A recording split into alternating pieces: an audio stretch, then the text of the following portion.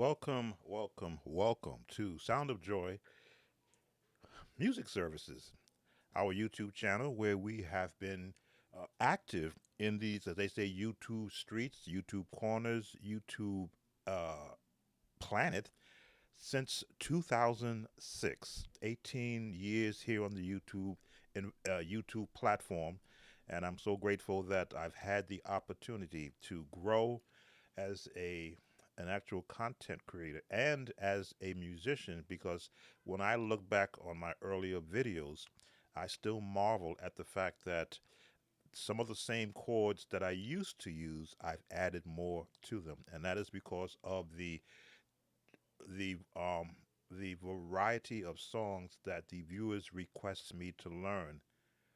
Welcome, Smooth Keys, to learn for them. This way, I now begin to add to my own music palette. And as you can hear from the opening music while you were waiting for the podcast to start, to see that those chords that I was playing then on that video or the opening music, I was playing it back then when that song originally came out. Just couldn't play it in church, but now I can investigate, you might say, those tunes and those chords and those patterns that I enjoyed learning and hearing back then. So, Sam Tolbert, Sound of Joy Music Services. I am a retired church musician, 48 consecutive years for three different denominations: Church of God in Christ, which is my home denomination, the Baptist Church, and the United Methodist Church.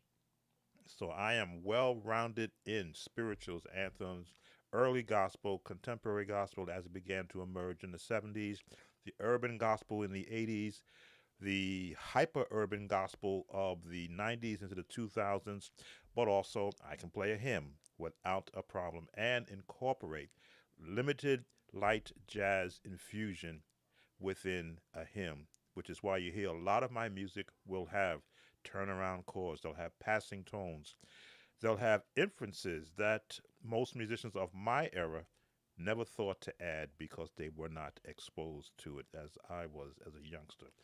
So, this channel and this service that I provide is to assist musicians who are currently in a church.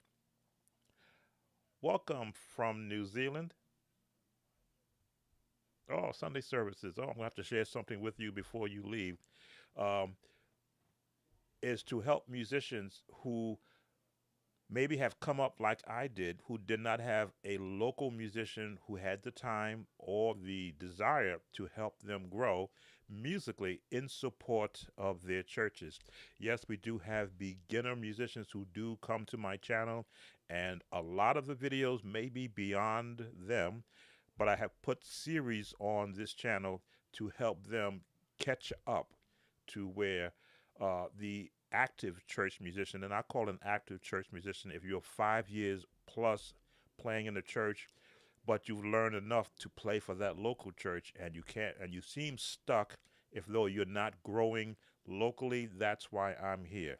I was one of those younger musicians who grew faster than the local church. They still wanted to do the traditional songs that were of their era, and I wanted to add some smooth jazz chords to it. So I had to sneak them in here and there until the changeover happened, and that happened probably in the 72-ish, 73-ish era when younger people now wanted to sing the more popular songs, and they loosened up the music department to allow the younger musicians who can, as they say, learn by ear, not by having sheet music in front of them or someone to mentor them, but put their ear basically down to the record player speaker to hear the chords in these new, what was considered new songs back then.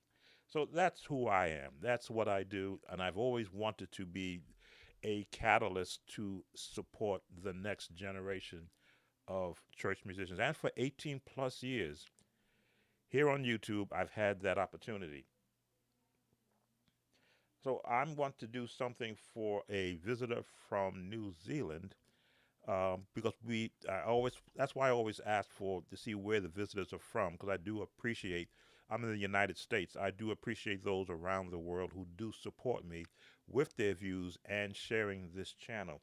So I'm going to give you Blessed Assurance as a Sunday morning, as you're getting prepared for Sunday morning, Blessed Assurance. And I'll give you my take on it. I did a real quasi urban feel to it, but let's see if I can keep this one in a realm of Sunday morning. Sorry about that. Of a Sunday morning feel. And I'll let you see the chords that I'll be doing. Let's switch to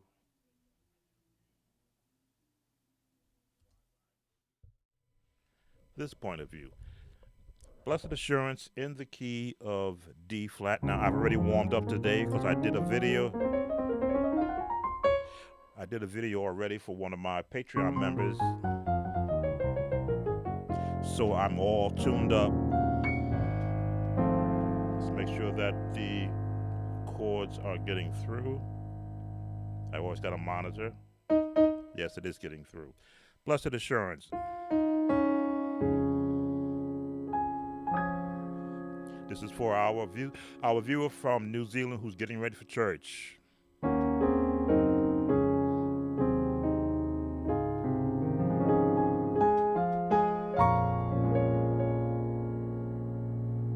Thinking of where I want to go.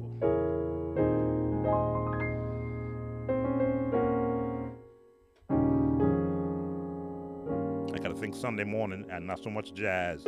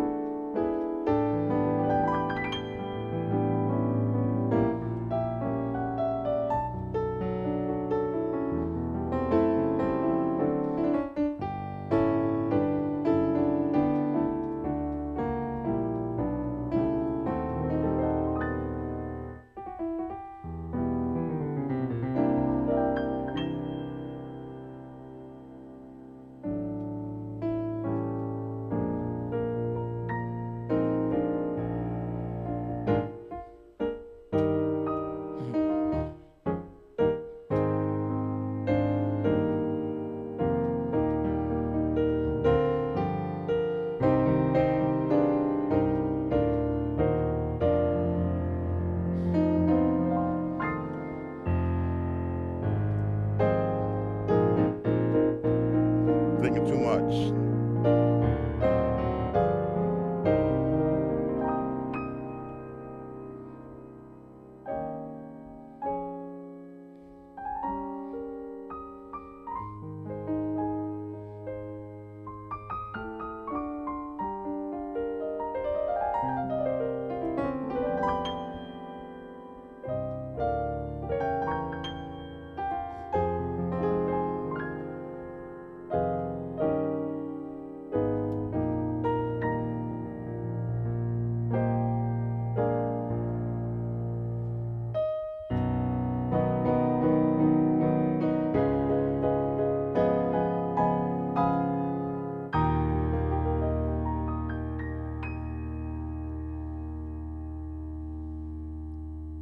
All right, and that is for our viewer from New Zealand who is getting ready for Sunday morning service.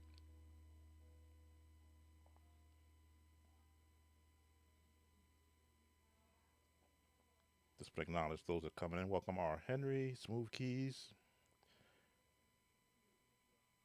Trayman. Okay. And so please, those who are in the chat, if you will want to acknowledge each other, I do admonish that you do that. We have viewers from all over the world. Some that are watching that may not acknowledge where they're from, and that's okay. But just want to know that you are welcome to this channel. So let's go and look at. Well, I did have a. Well, we'll look at the ones we're going to do. We did have a request that came in. Welcome, Nathan. Let's see what's scheduled. A emergency request for Alvin Darling's Nobody. In fact, this request came in 2 days ago, but because if you've been watching my channel, I stay busy with creating AI singers and creating songs. So I sometimes let the request sit there until I get my projects done. But this was an emergency request. In fact, I may just take this emergency request since it is 2 days old, and the chords are needed for Sunday, tomorrow. Generally, I don't like to be rushed when I've got things already on my schedule. But let's take a look at Alvin Darling's um, Nobody. That it? Alvin Darling's Nobody. Okay. Never heard of it before? So give me a chance to find it in the YouTube location. So one of the biggest questions I always get asked is, should I buy? All right, we turn that down because I can't have it YouTube playing in the background.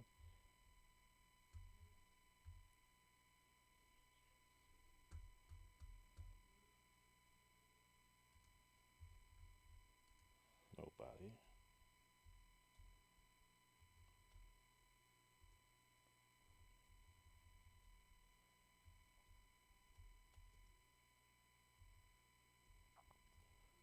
Alvin Darling.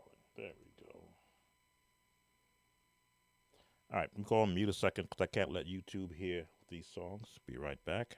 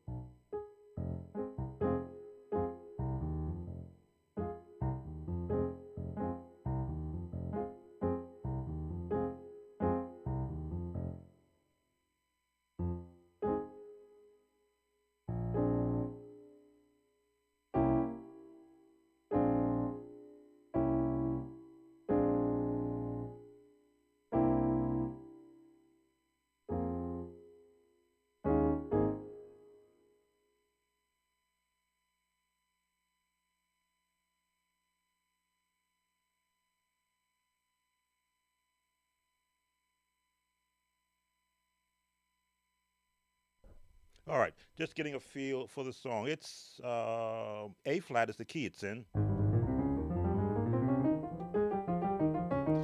and I always ask that every song that I always insist that every song that I break down for someone has the element of the scales in it, so that you will be able to hear the changing of the chords based upon the scale. Now, this song, it's Southern jazz.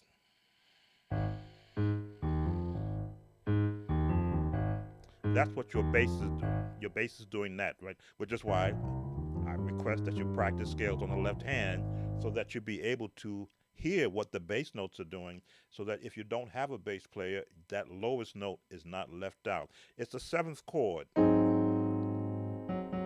One, two, three, four, five, six, seven, flat the seventh chord, and with a one chord or an inversion of the one chord on top. The style of the song is again it's cross between quartet and choir. That's why I said Southern jazz. It's a cross. You would hear this in a quartet song.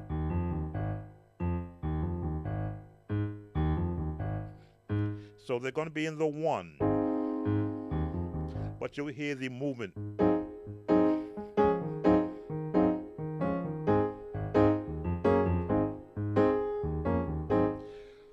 What you're going to listen for is how many beats or how many measures are they in that pattern. They're going to switch now to the sixth.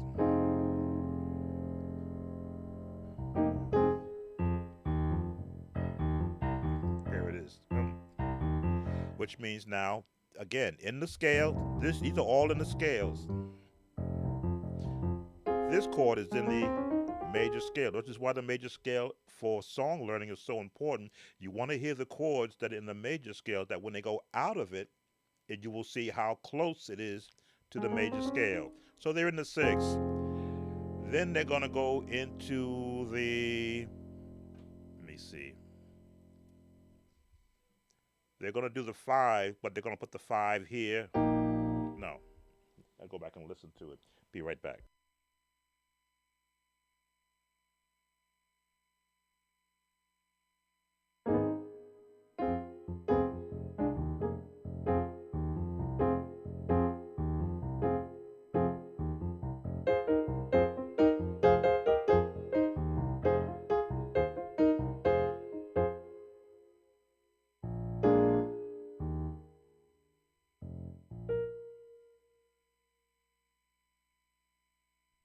Right.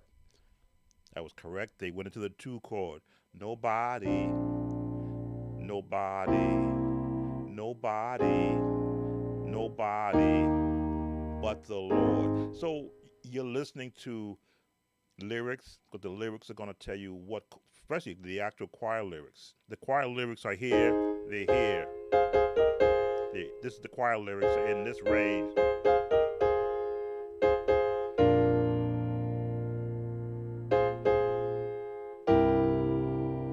Nobody, nobody but so those are your bass chords where you're going to work from. The one, the six, the two, the three with a 1, 2, 3, 4, 5, 6 flat seven, back to the two with the flat seven in the two, 1, 2, 3, 4, 5, 6, 7 major flat seven, and they're going to resolve to the five and back to the one. Welcome, Dr. Sheila. A request from one of our viewers that posted it 2 days ago, and they posted an emergency request because the chords are needed for tomorrow's service, which is kind of tight, but those are your chords. You're going to be working here. This is for the viewer that requested it. I don't believe they're here. They normally comment when they're here. These are going to be your one chord, and it's going to go down to the sixth chord.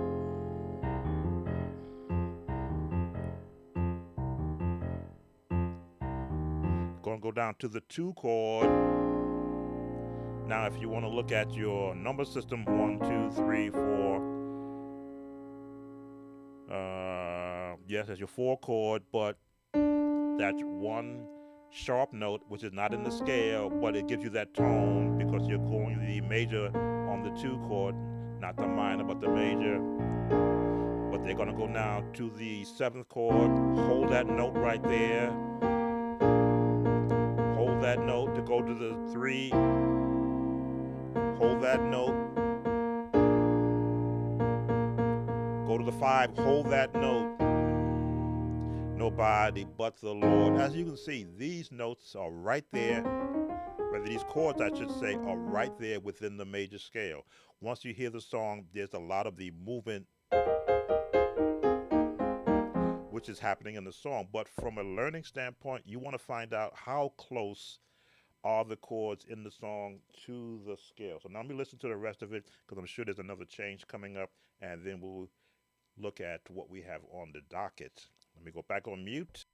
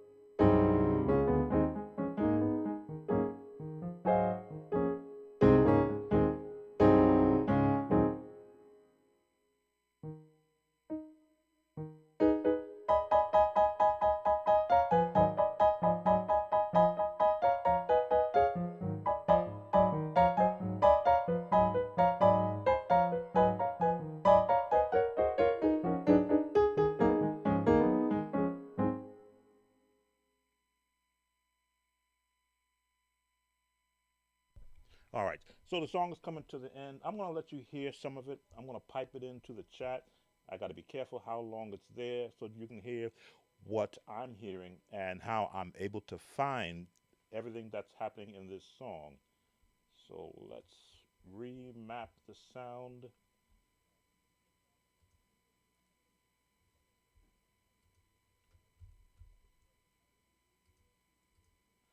All right, going to map some of the sound in so you're going to hear what I'm listening to. Let's see if I can get 10 seconds of it. Here we go again.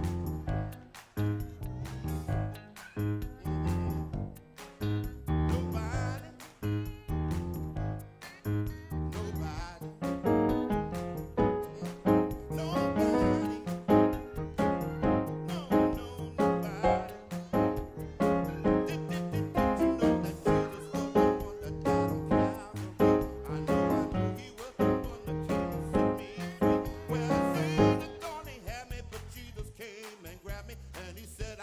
So I'm going to stop it right there. I'm sure I'm going to YouTube copyright notification, but that's where I'm working from. And as you can hear, it is quartet.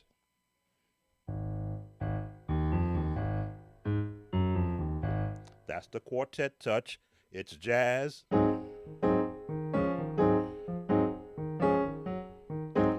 And and it is a lead singer leading you into the song. So let me let you hear some more of it, and then I'll let it go. Great God Almighty, thank you, Jesus. Nobody but you, Lord. Here we go again. Did you know that Jesus was down on Calvary? I know he was the one that came and set me free. Well, Satan thought he had me, but Jesus came and grabbed me, and he said, I got all power in my hand. I know he was the one that came and walked on water. Turn around.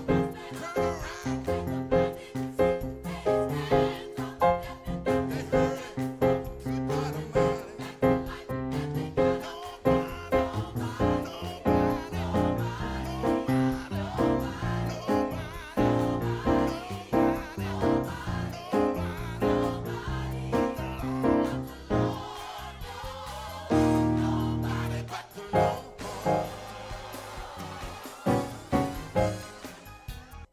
All right, so I'm definitely going to get a copyright, but that's okay. I don't mind because this is how I hear music. I have to hear what scale it's in, what mode are they picking. Those are the modes, not D major, but a jazz flat seven, what is it, jazz bebop scale. Then what are they doing with? How are they manipulating the notes? The lowest note, which is the bass player. Okay, so am I locked in on that? Where are the chords? Right here. So the chords are now locked in. What's the voices doing? So all those get matched together, and then I create an actual lesson. Welcome, Twinny, from Romania, I believe. Can you do Soul Me stuff in C sharp? Welcome, Minith. All right. So that was the. I'll have to see what that. Who that song is. Who that song is by. All right. So that is the for me from an actual instructor. I don't call myself a teacher. I'm an instructor. I'm giving you how I learn songs. And I've never heard this song before, but I've heard the chords used, and it's just a matter of pulling into I'll call it the data bank of my brain of what particular styles do I hear. Now, you only acquire that from years of learning everyone's music, not just one style of music, which makes it easier for me to just jump right into it because I've heard it somewhere else. If you're a fan of the Peanut world, Peanuts,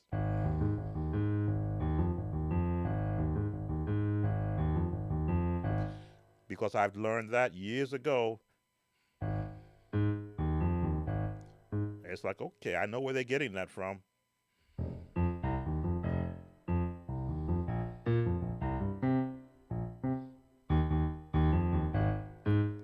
Yeah, I learned Peanuts.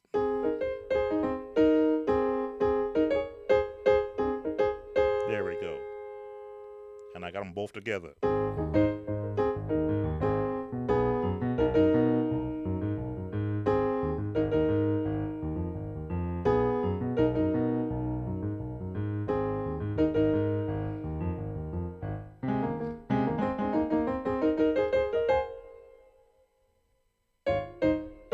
There it is. It's just notes, music notes being applied, and from a piano standpoint, adding the elements of jazz and rhythmic music to it. So that's for our viewer that came in on today's stream. No, that's for Dimitric. His name is it's in the lessons. That should give you enough of that song, Alvin Darling's Nobody. Let me just make sure that there was nothing that I missed near the end. I'm already going to get a copyright for this one, but that's okay. I've gotten several of them already. Let's see what's coming up near the end. Because I know they were just, I'm at the vamp portion where they were just repeating. Let's see what else there may be.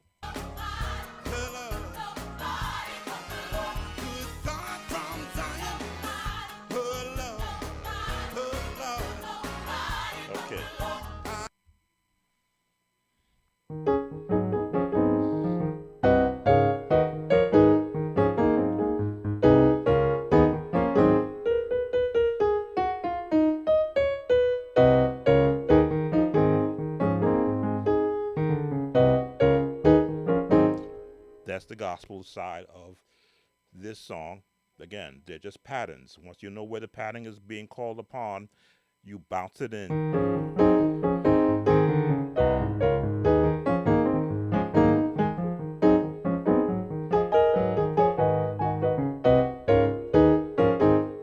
That all it is. Ba, ba, ba.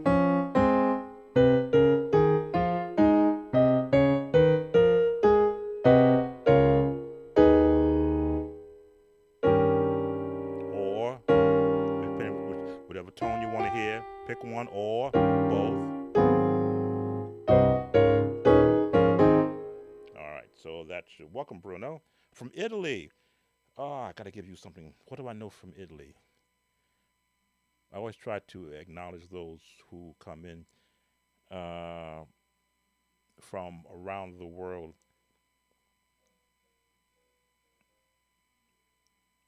I know the European um, music lovers, gospel music lovers, love to hear the song "Oh Happy Day." I know that is a. I'm gonna have to create my an actual AI version of that to be able to share that. Something from Richard Smallwood. Oh goodness, how would you know Richard Smallwood was my turning point listener as a musician when I was playing music and doing so much traditional gospel and the urban gospel. When the Richard Smallwood singers came out with their first album, my mouth dropped musically. It's like, wait a minute, is that how a piano could sound? Classical jazz style. Yes, I will touch on something. Again, I got to be careful because some songs will get me. Well, I'm already going to get a copyright, so don't worry about it. So we've covered that one. And again, I always want to acknowledge those who are not from the United States, who are around the world. What can I give you from Richard Smallwood that would be not be too infringing? Everybody does total praise.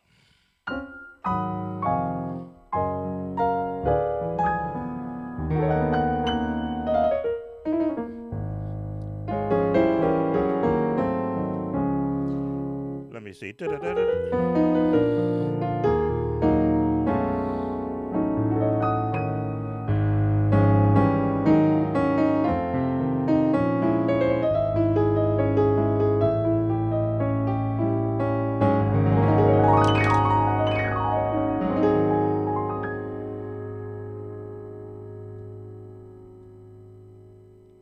I should have this up.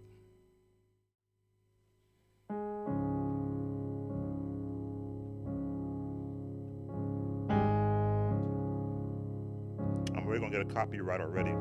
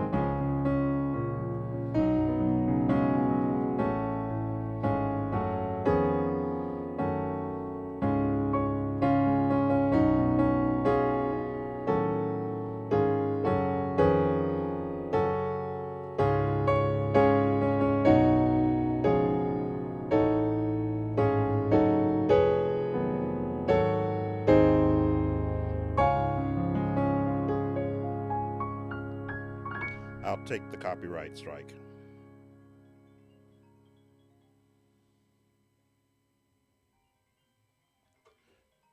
Well, not a strike, but a notification that they heard a song that has a copyright on it.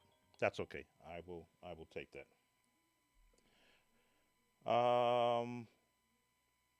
Let's see.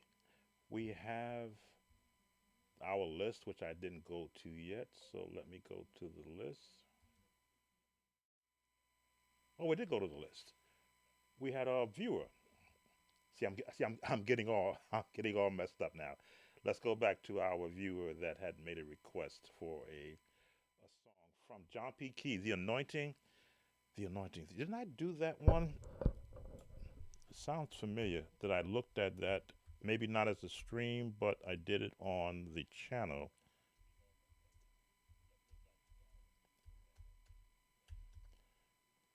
John P. Key. There it is, pops up on my YouTube channel. Yes, I did do that one. 1989. I see where I've already viewed the video. Let's not have the channel be shut down for what I just did. So let me switch the sound away from the stream and let me see what's on this. I'm sorry, what happens is that whenever I do a song, I wash it, I flush it from my mind so I can learn the next one and I'm not tied to the chords of the previous song. So I got to remember how this song goes by listening to it. Be right back.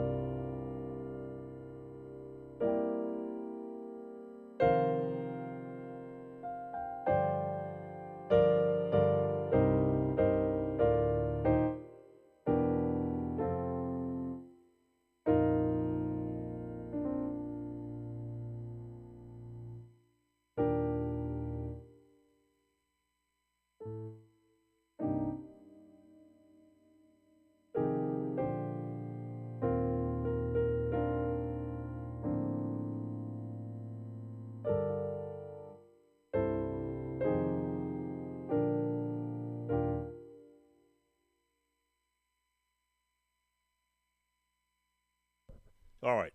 Early John P. Key, 1989. Didn't learn this song for the choir, but John P. Key had a set pattern of chords that you could match up to a lot of his songs. So the beginning, again, B flat is our scale. You always want to look at our scale to see where the every potential note starts from. Then we want to pick, well, what type of song is it? It's like an actual ballad, but they're using a whole different approach.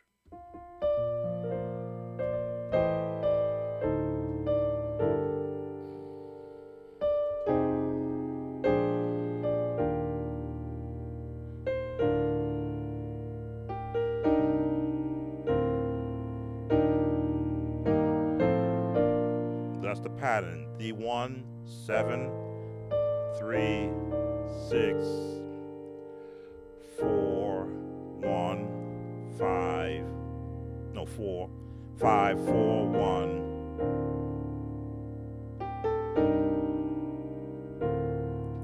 3, 2, 3. Now they do this one to get this chord, which is this sound.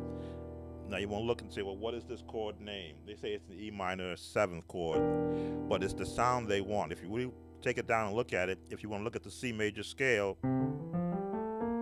with a flat,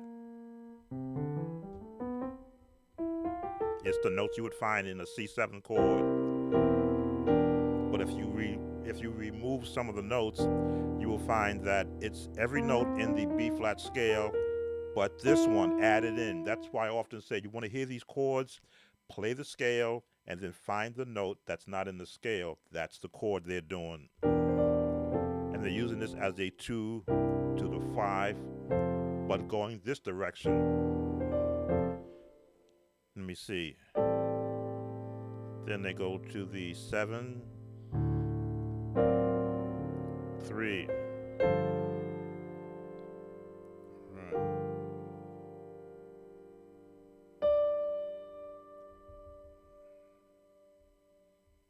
There he is. They're still in the 6.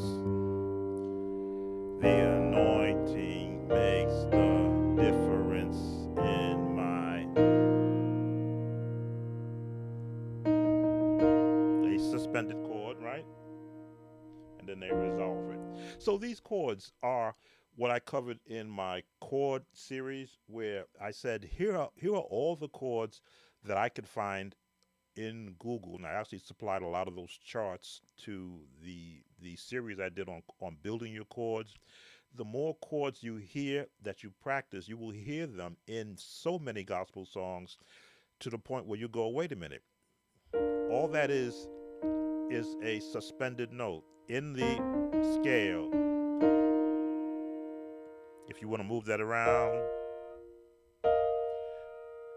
and you will hear where everyone is just taking a chord that is a built on the scale and then use it to manipulate. Let me listen to it some more, go beyond where we just stopped.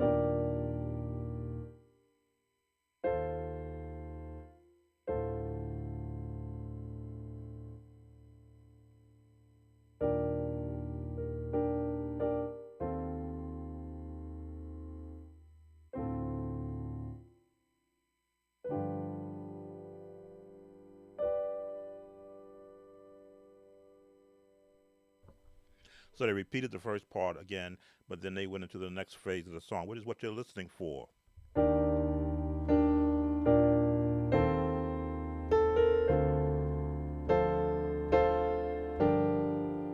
This is a turn chord, and I've spoken of this chord being used as a pretense or a. You've heard this chord in several songs. It's built on the whole tone scale. Whole tone scale has 6 notes before it repeats. That's why it's the easiest one to learn. 3 notes, 3 white notes, 3 black notes, 3 white notes, 3 black notes. It's when you put it together as a chord. As a series of chords, and you will find that everyone uses this chord. That's with this bass to resolve here.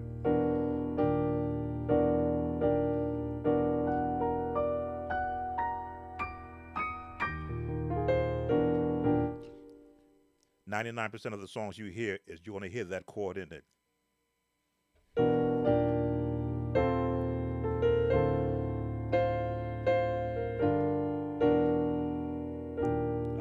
You could call it a passing tone.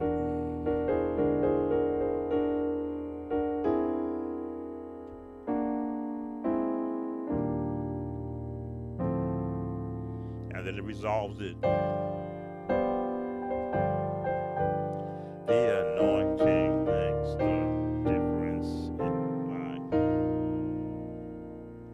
suspend, and then release.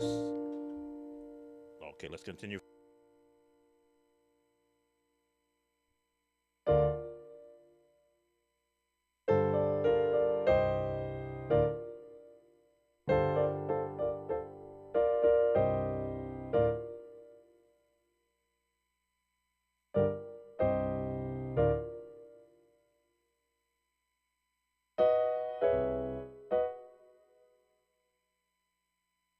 All right, so we're up to now the next change, the anointing. The anointing. And look at where the chords. The 2, 3 on the bass to the 6th chord. But now it's a 6 bass, but it's a 5 chord. What you want is the tone. That's why the number system, I find it confusing to try to match it up to those who are number system dependent, because you just change one chord. The number system stays in the 6th with a 4 chord. Why? Because it's the tone you want. And you can resolve it.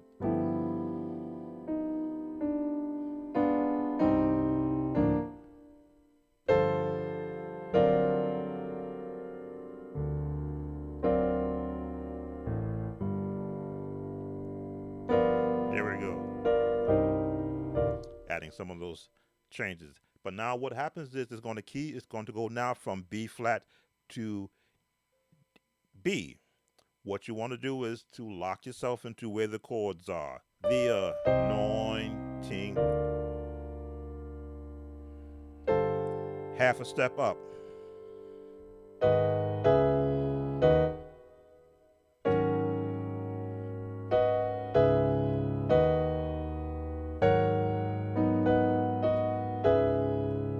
And how do you lock into a B major chord?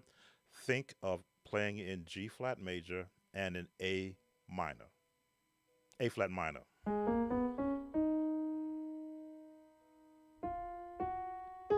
A flat minor. If you can play in A flat minor, you can play in G major. B major rather, because they use primarily the same notes, maybe one note difference in that scale. Look at all these notes right across the top.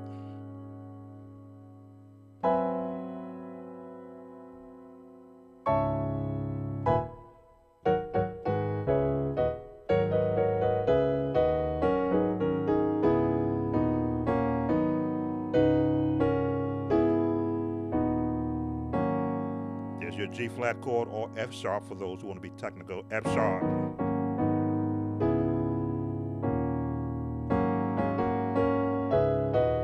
There it is. Now I believe it goes up another half step to C. Let me make sure. I'll be right back.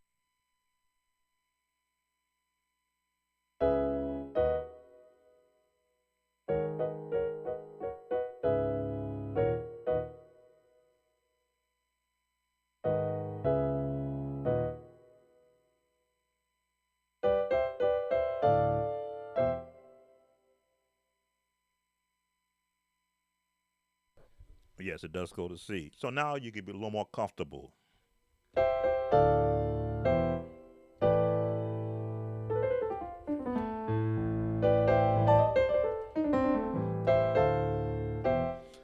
John P. Key's songs, they would always, I believe, compete with Hezekiah Walker for which choir could sing the highest.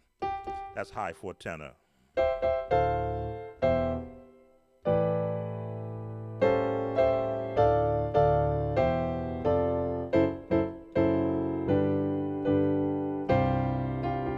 Sus, and bring it down. All righty. So that, I believe, should cover the anointing. I don't think they go higher. Let me make sure.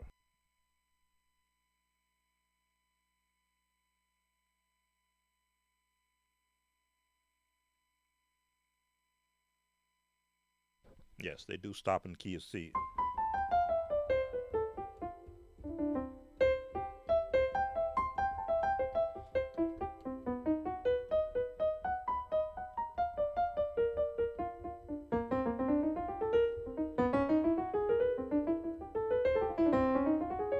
The only way to get familiar with every key on the keyboard, all 13 of them, 1, 2, 3, 4, 5, 6, 7, 8, 9, 10, 11, 12 of them is to practice. All of them, whenever you do sit down to the keyboard. Welcome, Sub Zero. What was, make sure I didn't miss anybody in the chat with a request. I got three screens looking at the comments so I don't miss anything because I've done that in the past.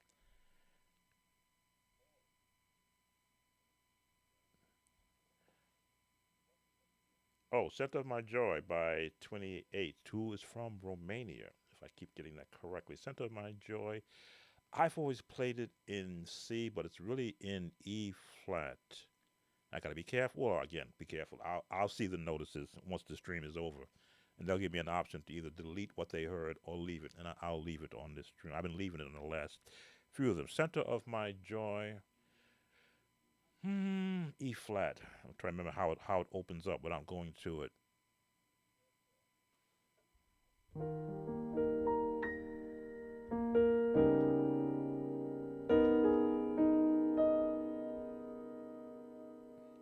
B.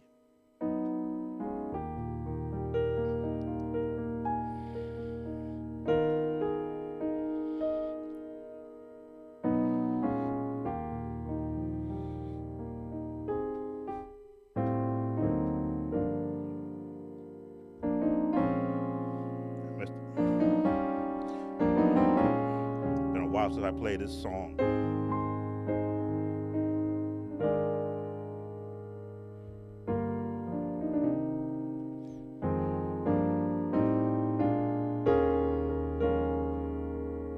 I hear every chord.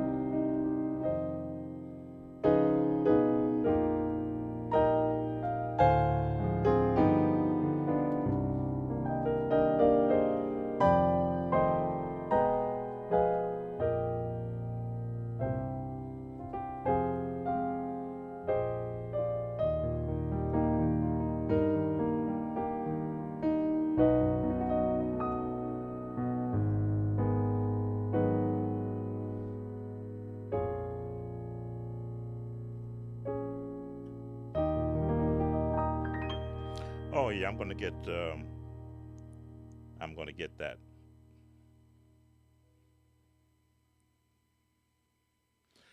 Most musicians don't do the center of of I'm not, I'm messing it up. Of my joy. That, because that's not a standard chord you would hear in a traditional gospel music. Center. What are we gonna call this? An F major add two. There's the add two. 1, 2, 3, 4, 5, 6, 7, add a D flat, D7 flat 9. 1, 2, 3, 4, 5, 6, 7. Where's the flat 9 at? 8.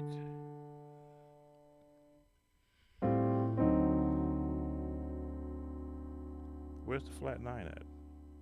Okay, there's the flat 9 right there. No?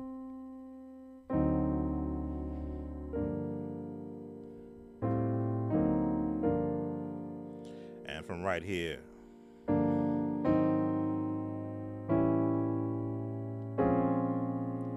walk right into that chord. Now I'm adding this one because this is the chord we talked about. It's gonna walk us into the 4. Gonna stay on the 4. I like throwing this in there because it gives a little color to the tone. 3, 6, 2, 3, sharp to 4, to the 5, and back to the flat 7.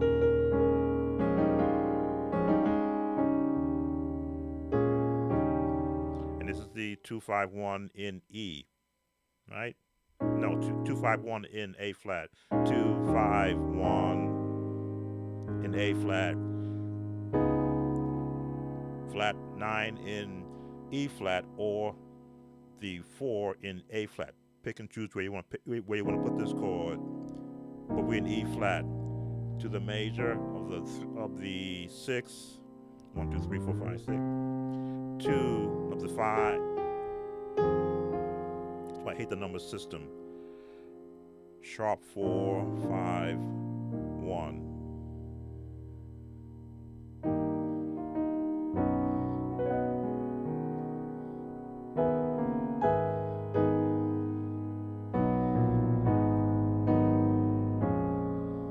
Anyway, boy, they're gonna really come after me this time. And it's not YouTube per se, but it's the entities who own the music. They come after me.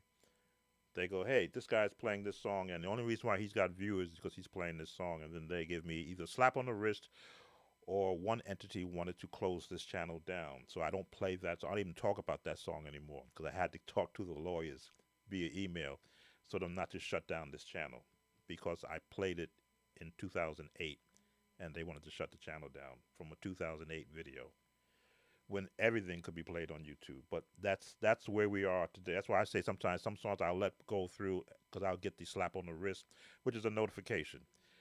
But when they start putting the legal people involved, then I'm like, don't turn don't. Because I have a second channel. You probably have not seen it. I have a Sam Tolbert channel, which I don't have really much on. I was going to do music on that only and not lessons, which I'm still going to do that. That's where my AI singers are going to go on the other channel. In fact, let's see if I can.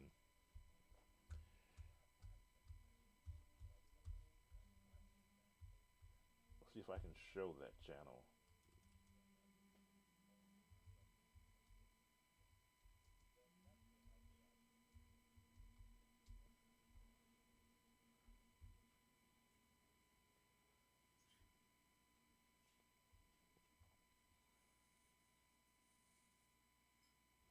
There it is.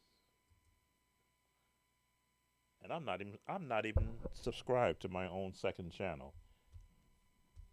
Just taking a break in between to stop the music. I want to thank those of you who have been here with me. I do have a second channel. I want to be able to share that. Let's see. Window capture.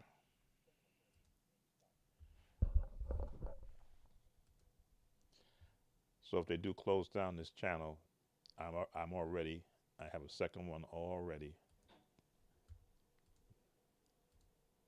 active.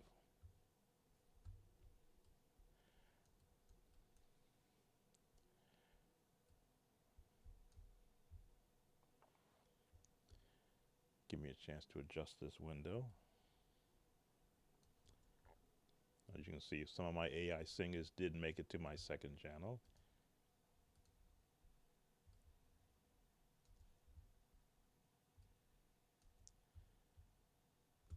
Let me just move this up so that it doesn't.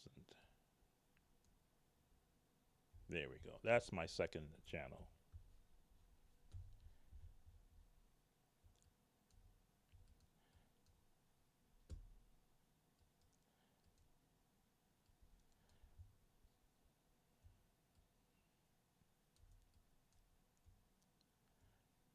So if this channel should ever disappear, just on YouTube, search for my name and my second channel. There it is. I gotta remap all these. Why don't you go up? Okay, you don't do it.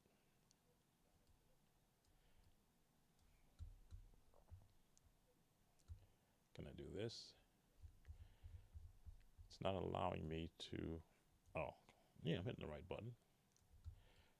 It's not allowing me to change the size of what I'm looking at for some reason. And this is the software that I'm using. Now you give me that, but you don't give me this. Why? Anyway, if you can see that.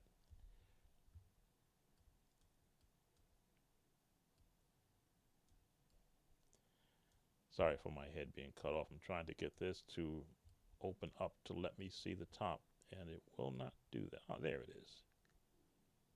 So that's my second channel. Little known. I started putting. I was going to have a channel just for music only, and now that I've got the AI singers, they are going to be featured primarily on that channel. I'm featuring them here on this channel because I just want to show the concept, but this is where they're all going to be featured. Actually, I did Christmas songs there probably 5 years ago. It only has 418 subscribers, so as you can see, I don't. Some people are subscribing to the channel, but you see, I've got some of the AI singers there already, and some other singers that I was working with as a project. I got some personal music there of me just playing songs. I did a whole Christmas series there 5 years ago. Didn't mean to do that. But that's the second channel. So if Sound of Joy channel should for some other reason be canceled, they probably won't come after this channel because it's not really well known. But it is there, and it is where I'm going to be putting my AI singers primarily starting in 2025. So you won't be seeing them so much here on the YouTube channel.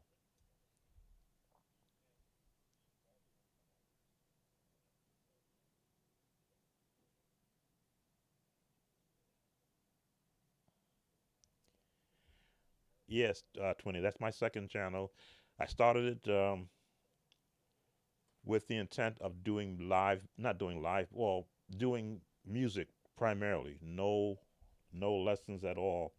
But then I got so involved with doing the actual lessons, I would just intermittently drop things on it just to keep the channel active. Um, but yeah, that is the Samuel Tolbert channel.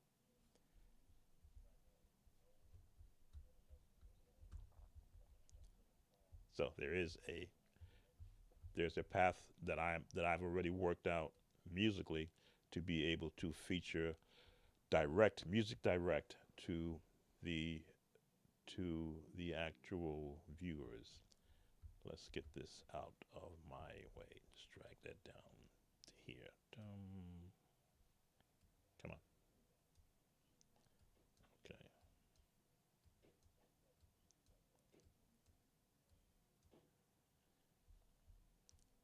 Trying to get this to move out of the way, and it won't.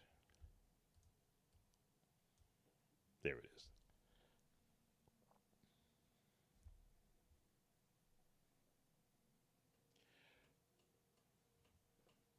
Well, AI music, and I guess I can have this conversation too. My approach to AI music is from a purely instructional and demo creation mode. A lot of musicians don't have a singer to practice their chords to. Um, let's say Um, there's a song out that you want to learn, be it a solo, be it a hymn, and you don't want to play it in the key of D. You don't want to play it in the key of G flat. You don't want to play it in the key of, well, let's see, A, E, or D. But you want to learn to play the song in the key that's comfortable to you until you become familiar with playing in those keys. I can recreate that entire song in whatever key I want to put it in with whatever style voices, and I have probably 7 voices now that is part of my actual roster. And as new voices come up, thanks to the viewership on this channel and my Patreon members who support me every month, I'm able to just go out and pick the best voices and then use that to produce singers. You've heard some of the singing already on this channel. Actually, I should be able to. And again, this is all the part of the podcast. I don't want to have just doing songs. I want to show the concept. There is. I also have a template for that. I should bring it up right here. And that did not come up. Why? Where is it?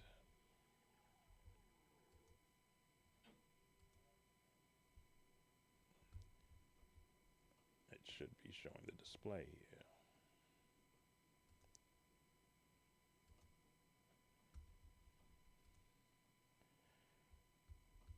It's supposed to be showing my screen here. Doo-doo-doo.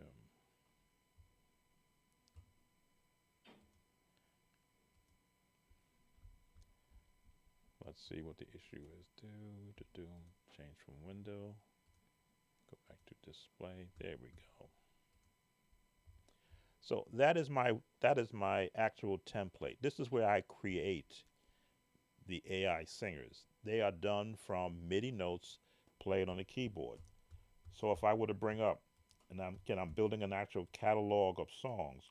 If I wanted to bring up, let's see, um, we'll go to the Christmas songs because I did a whole set of singers for doing Christmas songs.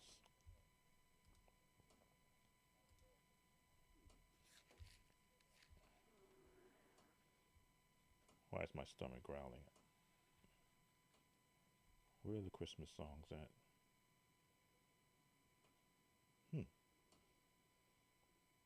There should be a folder that has Christmas songs in it. Oh, here we go. No, it's not. Where are my Christmas songs? I just looked at it. I would put it in there, would I? Nope. Okay, maybe I lumped them all together and put the audio. Okay, I may have done the audio differently. So let's see what we got. Now, as you can see, that's my roster of songs. Most of them are actually completed. Some are still in production. Okay, Jesus, oh, what a wonderful child. I'm still working on that one. A lot of musicians don't have a singer that they can rely on to work on their chords with. These are all MIDI files that I played in and then assigned a vocalist. The current vocalist assigned to it is named Solaria. She is my, and I call it my, and I call her she because that's the female voice, which is an AI. It's an actual singer whose voice has been converted into a file that this software can play through. So if I wanted to do Jesus, oh, what a wonderful child. Jesus. Okay, let's map her to the system. Jesus. Oh, what a wonderful child. Jesus. Jesus. So holy, meek and mild. That is AI. New life, new hope, new joy he brings. Listen to the angels sing. Glory, glory, glory to the newborn King. So that's AI. created an AI by an AI software from Japan. I'm able to loop this so that if I wanted to practice traditional chords with it or contemporary chords with it, I have that ability to do it. Now imagine a if a request came in, I want to learn this song from either a viewer or if someone contracts me, which is what I'm going to be doing as being a contractor, to I want to learn this song, but I don't have a singer that will sing it correctly. This song is played in a gospel style. If you were to look at sheet music, the notes would be different. But here, I can look at it, go Jesus, G. Jesus, oh, what a wonderful child. Jesus, Jesus, so holy, meek and mild. New life, new hope, new joy he brings. Listen to the angels sing. Glory, glory, glory to the newborn King. Now, the request might be, well, I don't want to learn it in the key of G. I want to be able to play it in the key of A flat. I can simply do this. Drag it up half a step and A flat. Jesus, Jesus, oh, what a wonderful child.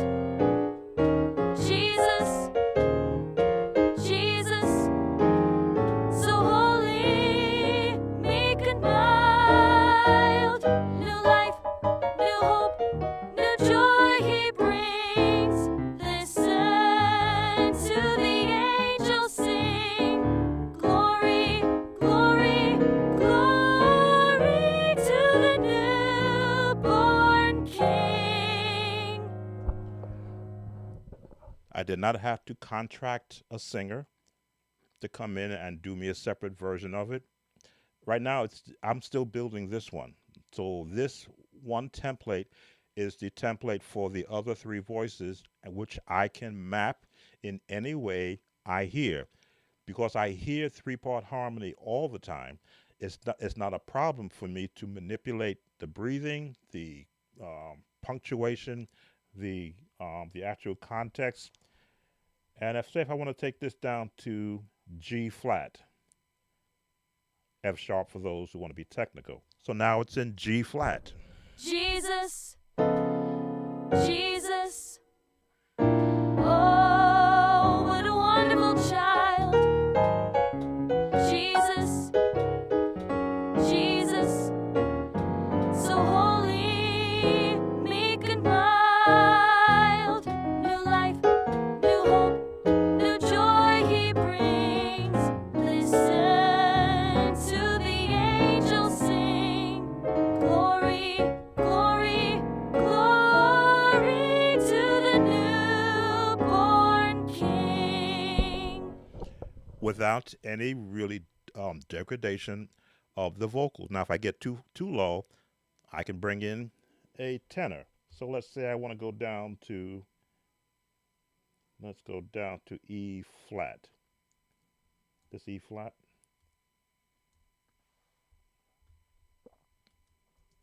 Jesus, Jesus. Now that may sound horrible for a soprano. So I come in, this is AI, and we'll switch to Hayden, who is my strong tenor.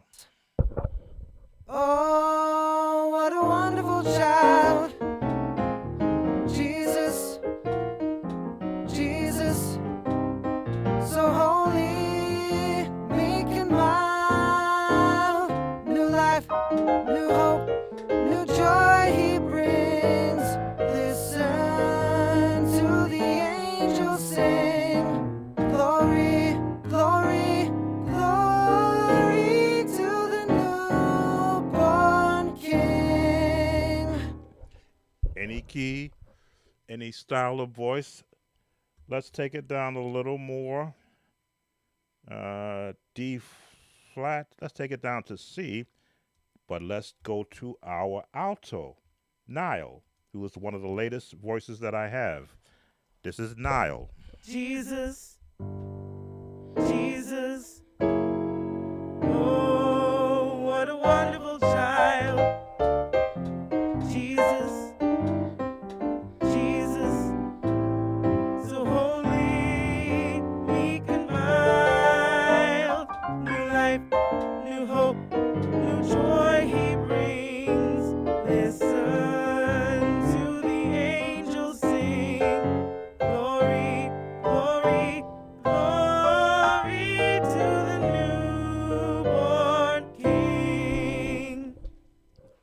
So AI for me is a eye opener for music production. There is no song that I will not be able to duplicate using synthesized voices. Come on, stop that stomach. Excuse me, let me drink some water.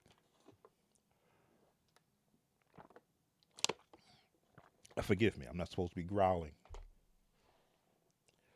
And I consider this an actual godsend for musicians such as myself who have the ability to write songs, to hear melodies and harmonies, but don't have access to quality musicians, well, some quality singers who can what's the word I want to use? I don't use the word adequately. There's just another word. Who can, if I hear a note being sung pure, not wavering, not gasping, not tone, not nasal. There we go. A clear tone. Musicians need to have. You see, when I do most of my videos, I use an actual mellow grand piano setting. I don't like layering my piano sound because that affects how I'm hearing the chords I want to hear. Having that additional tone in the background. So I keep them straight piano so I can hear what I want to hear, a C or E flat or B major in its purest sense from a piano standpoint. When you layer sounds, you're now fooling your ear by sending additional tones that would not normally be on a piano. An organ is different. You have different drawbars you can pull out. Even there, I can hear the actual subtleties, and I'll be adjusting drawbars when I'm in an organ just to remove a tone, a resonance that I don't want to hear. I might want to hear for three bars of the song, but then I want it out of the way because I want to hear another one. So I can be switching and pulling back and forth. But on a piano, I want to always have that same note. So from a singing standpoint, to have a digitized singer that'll sing a C note. Now, yes, there are adjustments. I can go into any vocal and adjust. Let's see, not that one. And adjust how they sing. Power, solid, warm, soft, delicate, falsetto, masculine, passionate, energetic, rhythmic, poetic, my goodness, loudness, tension, breathness, gender, tone shift. These are all the things, all these adjustments you see me shift. Oh, goodness, I'm not even showing you the page. I got to show you the window. Bring the window back up. Okay, go back. These are all the settings I can set for this singer.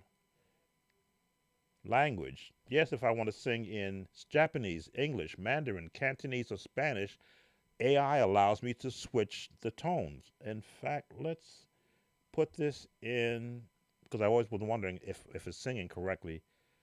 I'll put it in Spanish. So now I've just set the voice to Spanish. I want to bring it up a little bit. Let's take it to D flat. So let's hear how, and again, this is one of the greatest inventions for me, that I can now write songs in other languages other than English. So if I have any of you who are fluent in Spanish, in Espanol, please let me know if this software is accurate in its denunciation. Let's hear how this song sounds in Spanish.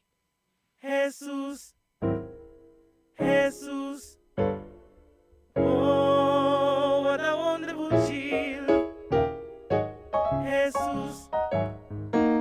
Jesus, so holy, make and real, never leave it, never bet, never hoy brings. Please stand to the angels sing, glory, glory, glory to the newborn King. Jesus, Jesus, oh, what a wonderful child. Jesus, Jesus, so holy, make and meal. Never bet, never bet, never hoy brings. We stand to the angels sing, glory, glory, glory to the newborn King. Where else will I be able to, at merely changing a prompt on a computer screen, be able to create a language version? And this software is still new. There's still updates being made to it. I'm sure they're going to get as many languages together as they possibly can.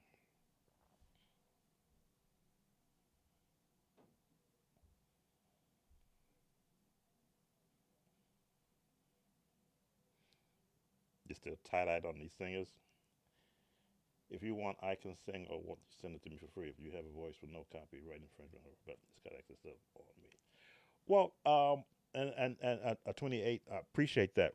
What I what I've been doing is I've been reviving songs I wrote back in the 70s and the 80s because I didn't have quality singers around me who could duplicate what I heard in my head.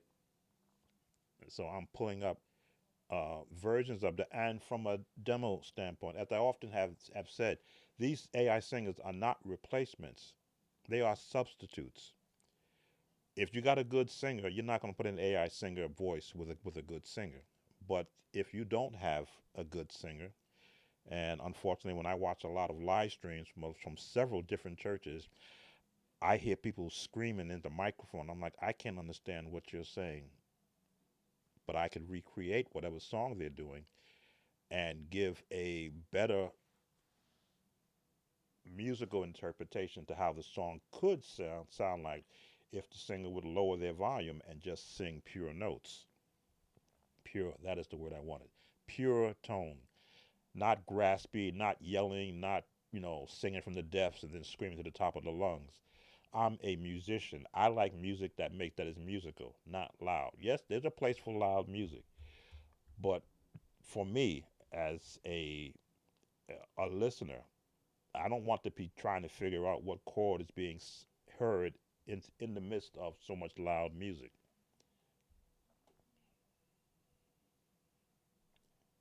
Welcome, Shannon.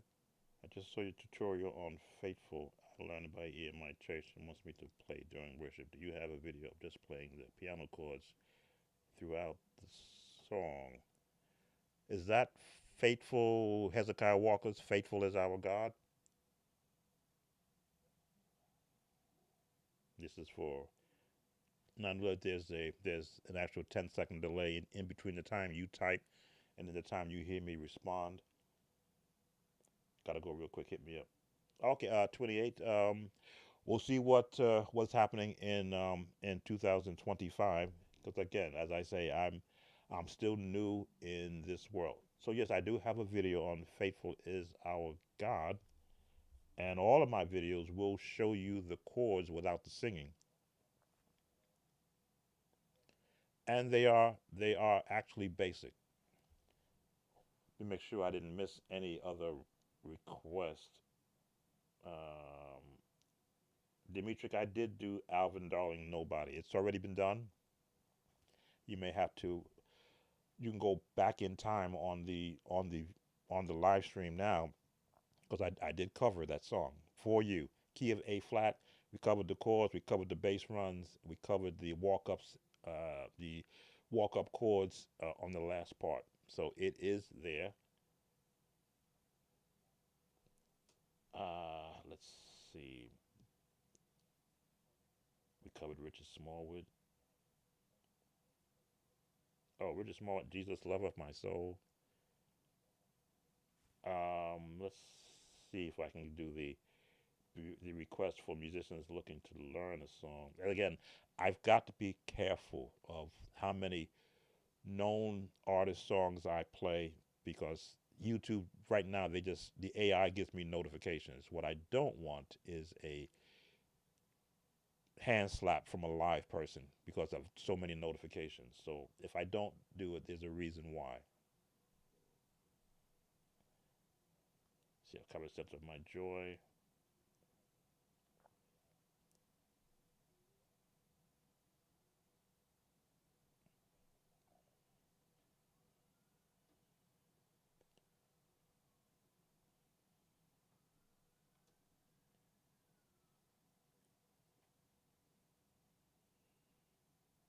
Okay, I can cover the faithful. Let me look to see who was left on my program lessons. Make sure I don't leave that person out. Someday my prince will come. By Corey Henry, and yeah, that's probably not going to happen. And next request, there is a better world. They what? There is a better world. They say, please. Okay, we'll have to look and see what that is. But we'll look at what our viewer requested. Faithful is our God. Key of B flat, and um, we just changed the. Okay, still in B flat. The songs, gospel, I should say, music has so many variations to it. If you call yourself a gospel group and you do a song, it becomes a gospel song. But the song could be in a genre that is not traditional gospel, which is where I came up in. Well, my background is spirituals, hymns, anthems, uh, traditional gospel, which is the James Cleveland version, then the contemporary gospel, which is the the Edwin Hawkins version, and then all the urban gospel, which is the Keith Pringle, the I want to call it the pop gospel, which is Andre Crouch. You know, his songs pop. Even though he did "To God Be the Glory" and "The Blood," those songs had a pop beat to it. We actually slow it down so that we could differentiate it. Well, now we can use it because we're not doing it in the version that he did it. But Andre Crouch did a lot of songs that people today still can't play. Even sometimes I have to scratch my head when somebody brings up, I'm like, wait, I didn't learn that one. Ooh, let's look at those chords. And he was using those chords back then where there was no one to show you how that chord is played. So faithful, I'm trying to think of the words. Faithful is our God is a ballad. It's in a ballad format, but a choir ballad. There's no lead in the song, which means it doesn't fall within the type of song that would have a lead. B flat. Just the opening of the song.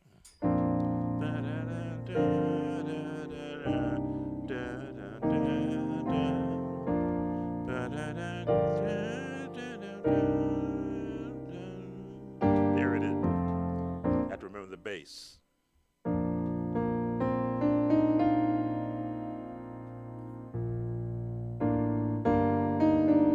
There it is.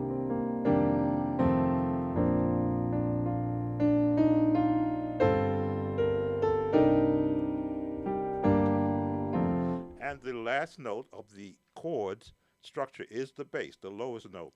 That is what is setting the tone. If you, well, you probably did not come up during my day. We used to play round robin songs.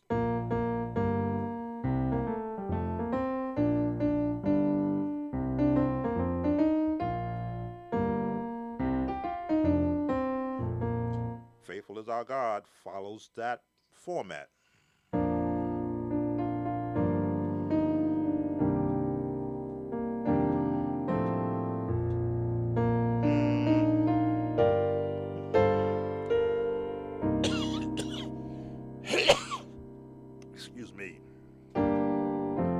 So what you want to do is to lock yourself into the chord patterns. The 1, 6, 2, 6, 6, 5, 6, 2, 6, 5, and again 1, 2, 3, 4, 5, 6, 7, and then 1 again. That is the baseline structure of the chords.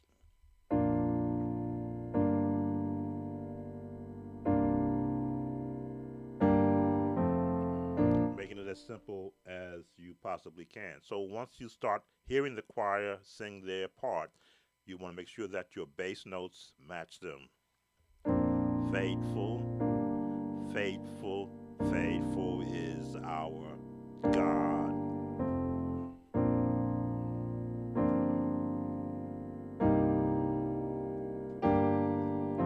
From a musician standpoint. Now, me, I like playing the melody because that helps to support if I want to add passing tones.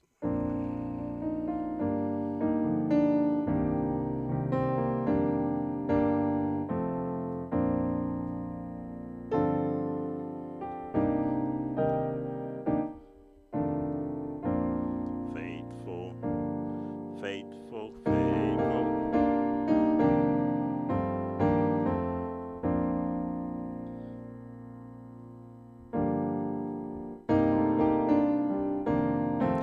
And then, of course, you want to listen to what the path of the song is. I'm reaching the harvest God promised me. Take back what the devil stole from me, and I rejoice today. That chord is necessary. It's a diminished chord. And you stay in that minor of the 2, and I shall recover it.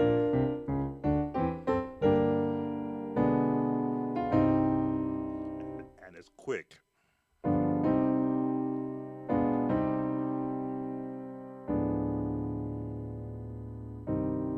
And I shall recover it. And you want to change key? That's your identifier for going to B with an F sharp. Now you're in B major. Faithful, and just follow the path. Faithful, faithful is our God. Faithful, faithful, faithful is our God. Da, da, da. Now you've got to think A flat minor.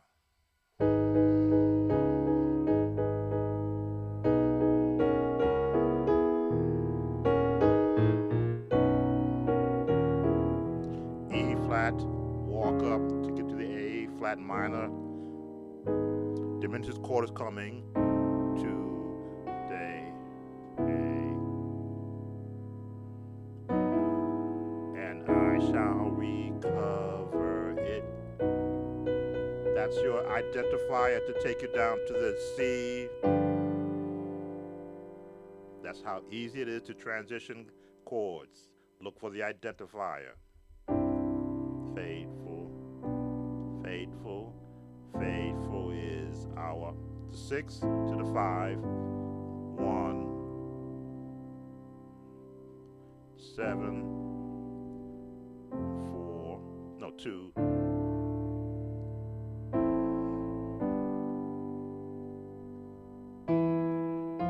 Let's look at the scale. You know it's going to go to the A minor.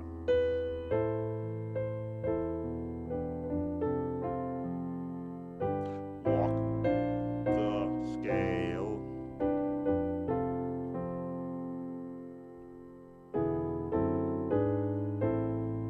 Diminished chord.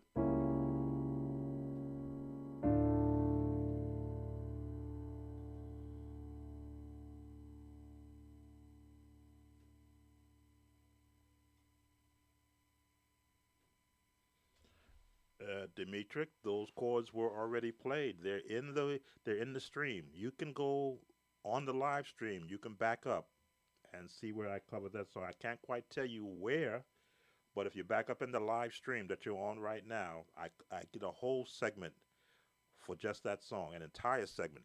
In fact, I even played the song, which is going to give me a copyright notification. I even played the song in the stream showing the chords.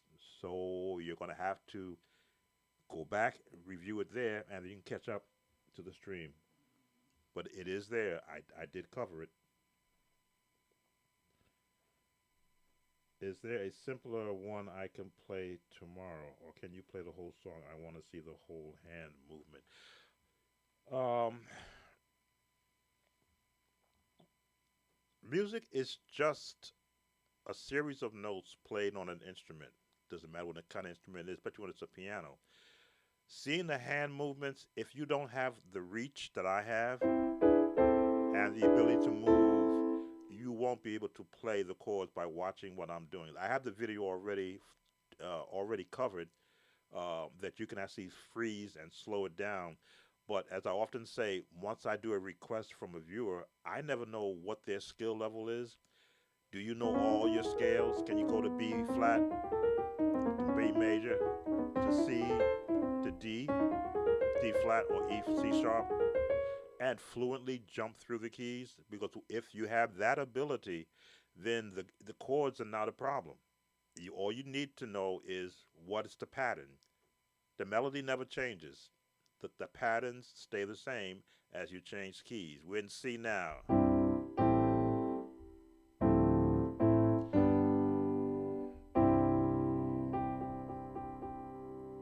If you want to go up to the next key up, which is D flat, that's your identifier key, which is the root key. That is your jump to D flat. So B flat jumps us to B. B jumps us to C. C jumps us to D flat, C sharp. And they're just progressions working off the scales. B flat is in the B major scale. B is in the C major scale. C is in the D flat scale. That's how easy it is to be able to play songs. You look for the associated notes that are in the scales of the song, of the key that you're going to. In D flat, faithful, faithful, faithful is our God. The minor for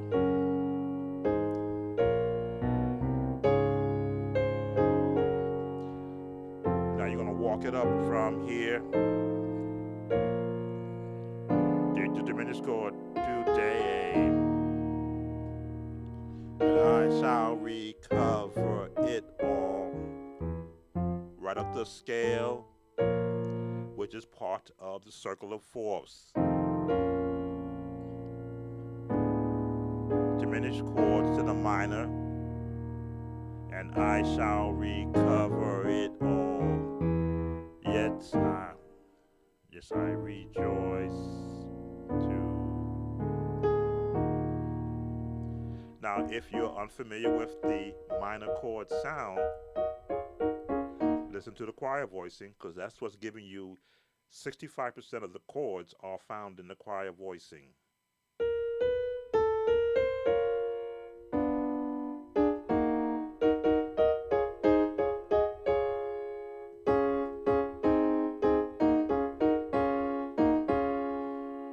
That's the choir voicing.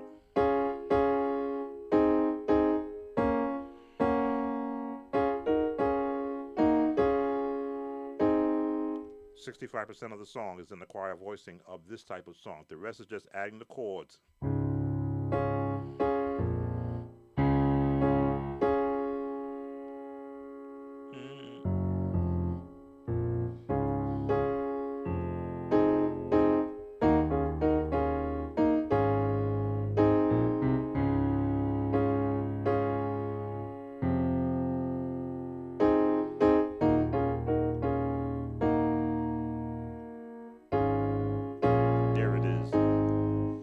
and I'm not used to doing um, taking it really down to the voicing level, because that's a whole nother lesson to be able to break down choir voicing. 'Cause that means you have to eliminate all the music that's happening around there and just hear vocals, which I've learned to develop my entire years as being an actual church musician.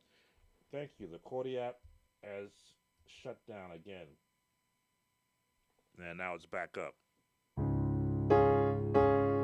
That's why I always appreciate when you do send me a request, so that I'll know that something is going wrong. I'm not sure if it's the software or my internet that the app has been dropping a lot. Faithful, faithful is God. That's where the chord is, but the choir is here. And what you do is you put all that together.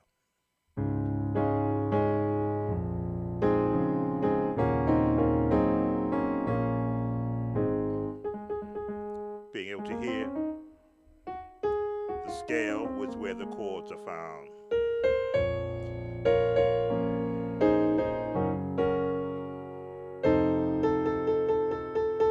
This note is not in the major scale, but it's just half a step away if you can hear it.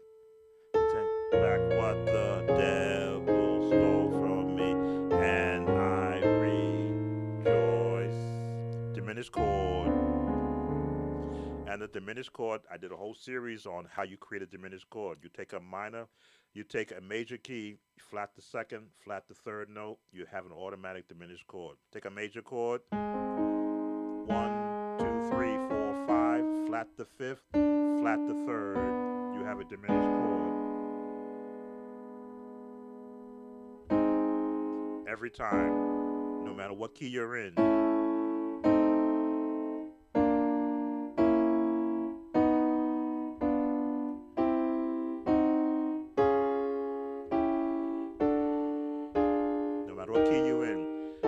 These are the rules of music.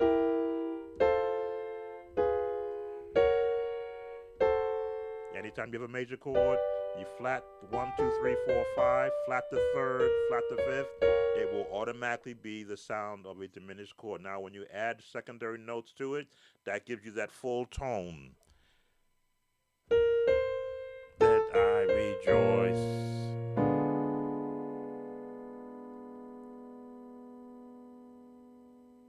Because I've added additional notes, it gets a different name. But if I take away all those, it's still a diminished chord, but as I add more different tones to it, just like a minor chord will always be the flatted third note. Flat the third note, 1, 2, 3, 4, 5, and that major scale note will always be in a major scale. You can't just say, well, how do I play a F minor? Well, what is the F major scale? Well, I don't know. Well, if you don't know the F major scale, you won't know the third note in the F major scale flatted. We'll give you an F minor. Now, how is that chord being used in the context of the song? You could be doing an F minor chord, but in a D flat major scale. Now, everything changes because the lowest note determines the family that chord is F minor by itself until you add another note alongside of it. Another note alongside of it. Still F minor by itself, 3 notes. But the minute you add any of the notes above or below it, its designation changes. But it's, again, this is the theory part of music that gospel musicians that are in churches don't learn. They learn chords and they learn progressions. But when you begin to learn the theory behind why a chord has a designated name, all of a sudden you will find out how other musicians that you admire are using those. Drop 2, but it's still A minor, but this is what they call this drop 2. What's the drop 2? 1, 2, the second note, that's the second note on the chord, dropping it. Now, is it still F minor? Yes, but it's been changed. by itself, if you would extend that up in the opposite direction, it's still F minor, even though you've changed the second note to higher.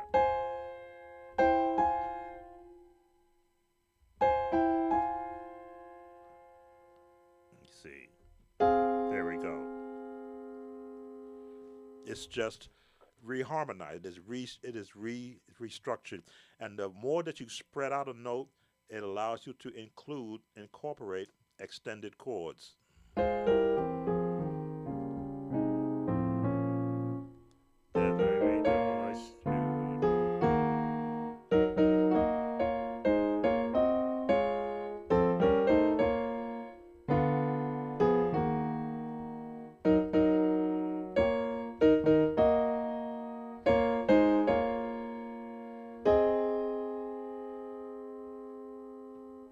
There we go. Doing the choir vocals in drop two chords. That's how musicians are able to sound so fantastic when they use applied theory and extend upon that. Practice, study, practice, study, practice is more you do is all that he's doing. It will be simple to you. Yes, Tremont, I think you are taking.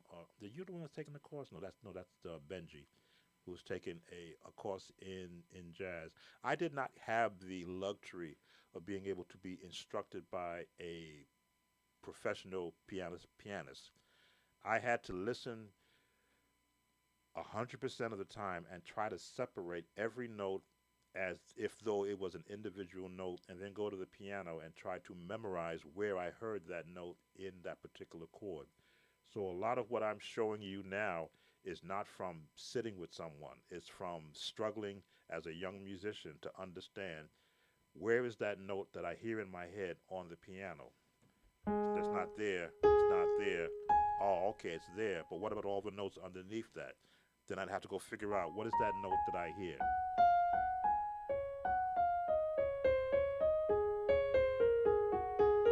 Not knowing what a scale was. This is me at 8, 9, 10 years old. Not knowing what a scale was because there was no one to give me a book or to sit me down and say this is what a scale was. It wasn't until I was handed a flute in public school and I learned how to play Hot Cross Buns, Mary Had a Little Lamb, and Roll, Roll, Roll Your Boat that I actually see notes on a sheet music, and I would go to the piano and go, wait, that's what C. Wow. G. Not knowing the correct fingering, but now I had a reference. I had a a designated note. Actually, it was down here.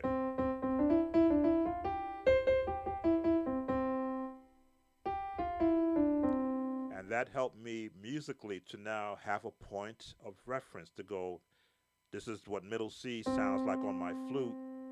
This is what high C sounds like on my flute, and all the notes in between. Took a while to learn all the notes above that because the music I had did not reference these notes. So I left those notes alone and practiced those songs. Mary had a little lamb, little lamb, little, had a little lamb whose fleece was white. And chords came later because as I began to progress in learning music, I was in a high school band where we learned classical music. That's where my love for the classical sound came from, because we learned the 1812 overture, but we also learned jazz band music. So I began to be indoctrinated into not church music, but in the what they call the world's music, where I can hear.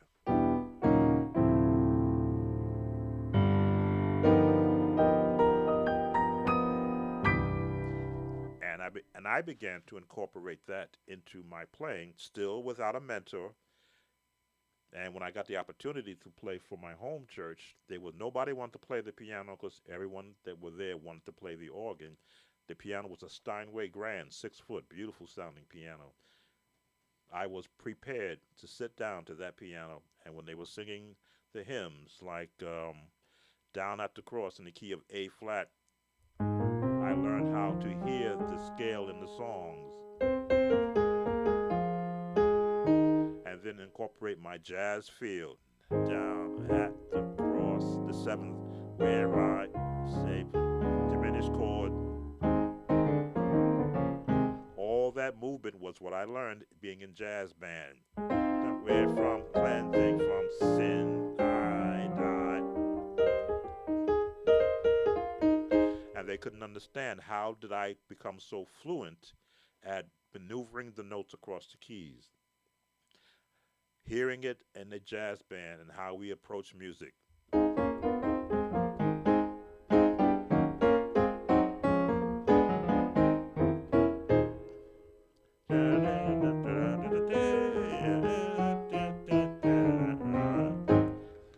And the rest is not history. It is just the application of learning every particular song.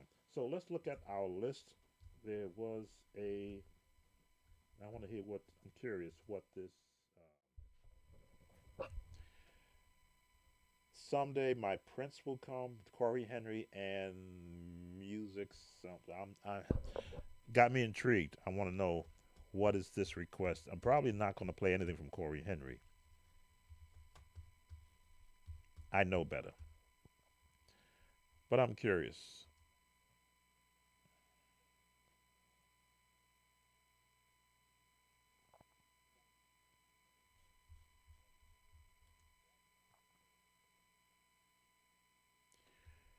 So let's go into YouTube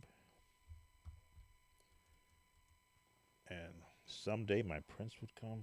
Again, I try to stay with religious songs for musicians who are playing in church. So I'm sure this is not a song that is going to be used in church. They probably want to see if I would break down a style, which I don't like to break down musicians' styles. And that's what I thought. It was a Disney song. That's why I said some things I'm not going to touch. But apparently Corey Henry did something with it. Okay, there's the link there. Yep, there it is. Let me listen to see what this is. Make sure that it is not being live streamed through the stream, because I don't need his organization coming after me. Let me verify it's not being heard. Okay, it's not. Let me see what this.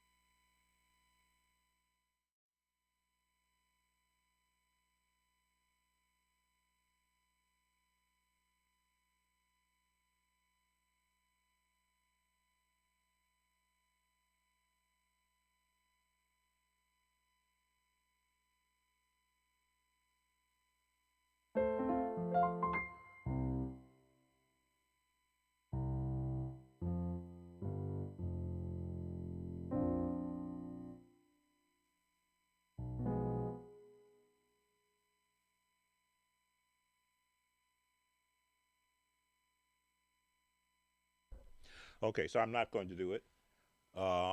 It's a Corey Henry solo piece on the piano, and I am not going to attempt to reimagine something that happens in his head.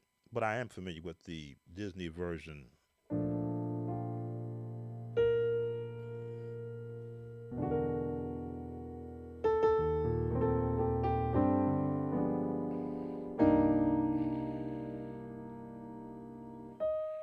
Hmm.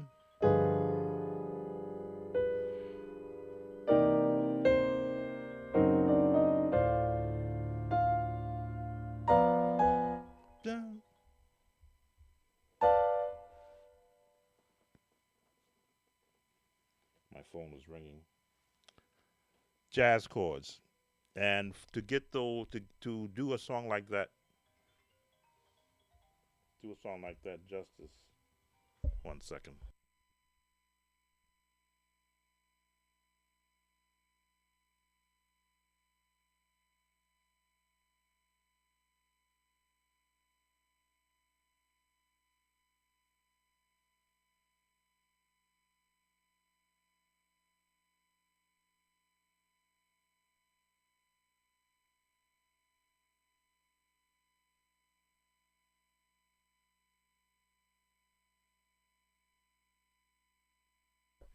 Sorry about that. Someone is looking for me.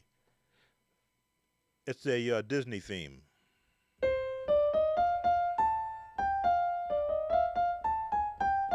Still, again, it's a good way to learn jazz chords is to learn the music from the Disney movies.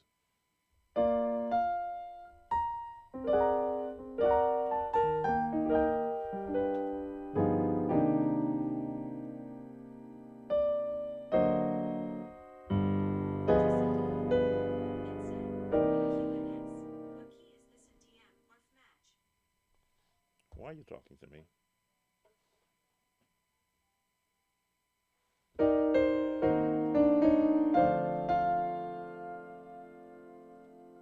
And I'm guessing at these chords.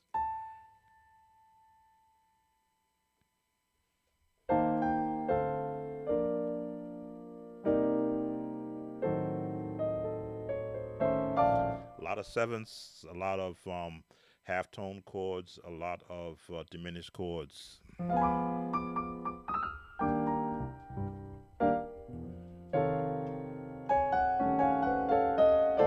So, sorry, foot pedal moved. That's the one I'm not going to touch.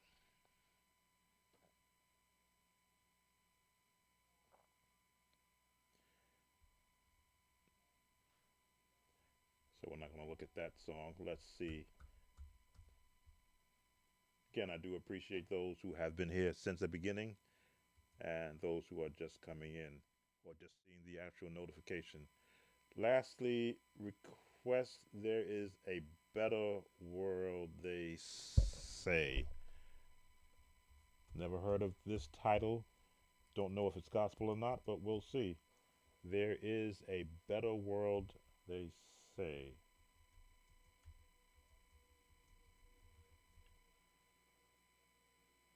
Ah, there it is. Okay.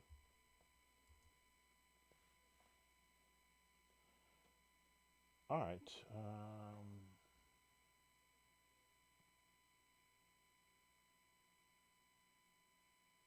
Okay, let me listen to this one.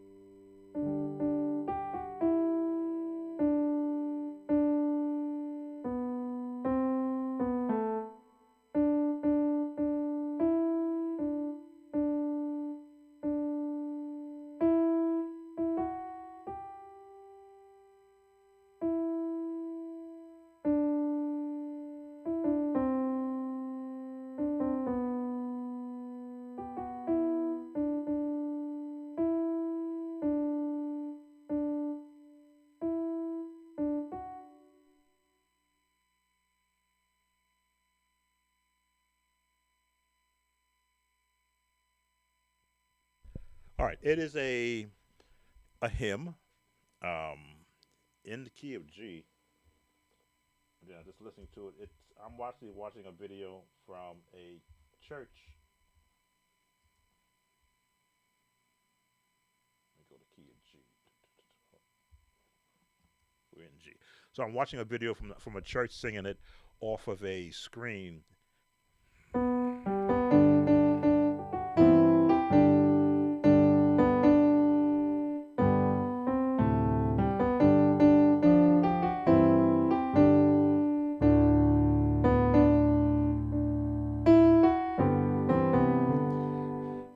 For the viewer who requested this, if you are very familiar with the scales, and this song is in a march tempo.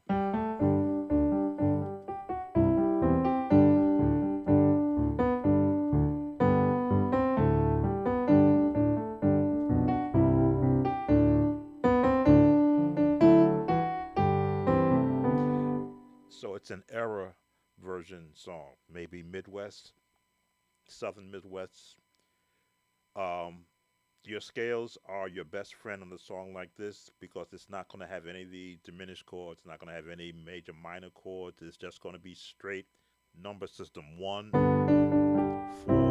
1, 5. So that is the first part of the song. Let me listen to the chorus. That was the verse. Be right back.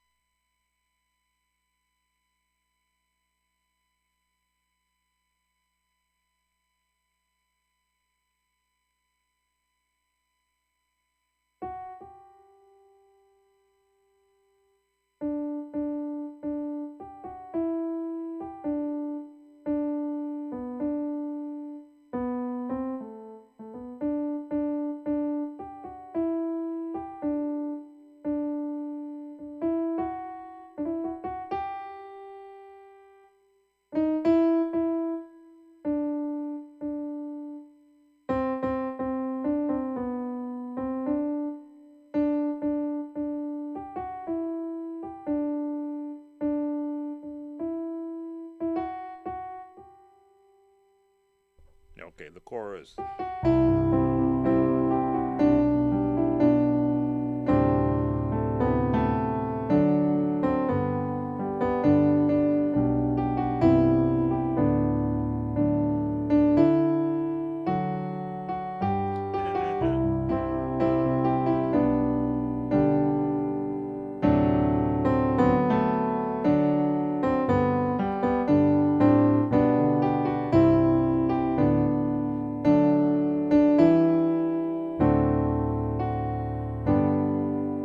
Wow. Let me change my view. So, from the beginning.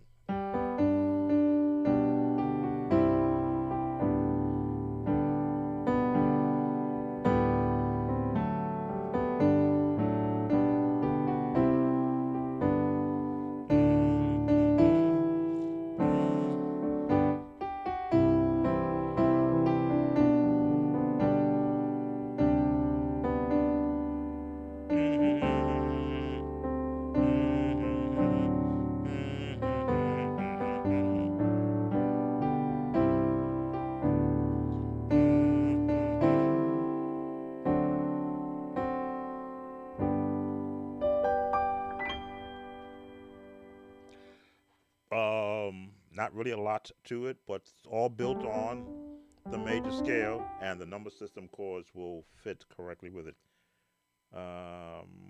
Just looking at the comments in the chat.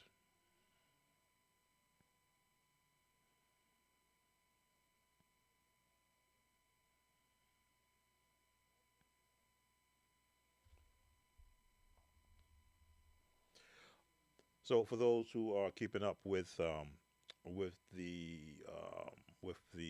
the requested songs, I always try to give a 60 to 70% version of the song because it's not good to show everything if the requester Um, don't want to have any skin in the game. There's a lot of work that goes into being able to play a song effectively. Most times you can get away with 50% of the song. I'm a 100% guy. I like to hear the song in its entirety and then pick out what each individual musician in the song is doing. So if the song is a of traditional gospel, then I'll know it's a piano player, an organ player, bass player. I leave the drums out because I'm not a drummer, though I have picked up sticks before and attempted to learn how to, hold the sticks, do the different, was it Radamacue, the military time, the actual, what's they used to call that? There's a term that they use when you're switching from both hands. I tried that. It didn't make any musical notes to me. So I'm a musician. I want to hear notes, but I understand the work that goes into drumming. So when I do listen to a song, I'll hear every aspect of it. If there's a Tinkerbell somewhere, I'll hear it in a particular song, just to know that it was placed there. That's why I said sometimes some of these songs that I'm listening to now, the music is so thick with layered sounds. You're trying to figure out, well, gee, what are they doing? And by layered sounds, I mean when you, because I can layer sounds on this old board, the pad sounds. Let's pull up the pads. And let's see, what's one that I usually hear them doing? No, not that one. When they're in the worship mode and they want to set an atmosphere, they'll find a. Here we go.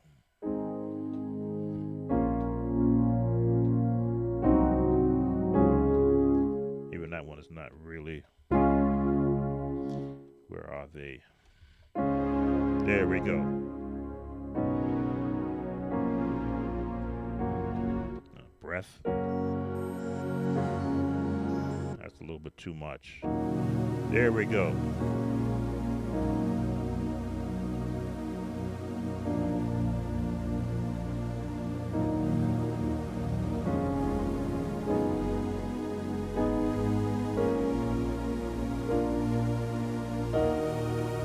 When I start hearing all that layered sound, I'm like, okay, I want to hear music. I don't want to hear sounds layered on top of chords to to evoke and or invoke a particular emotion from me because I don't hear it before.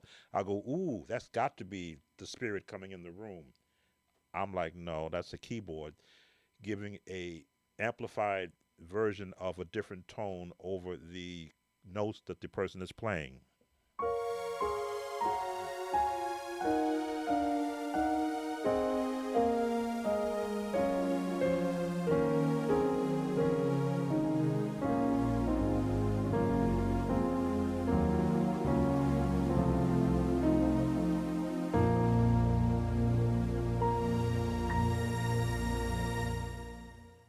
Scale notes, following down chords in B flat major. Oh, B flat minor.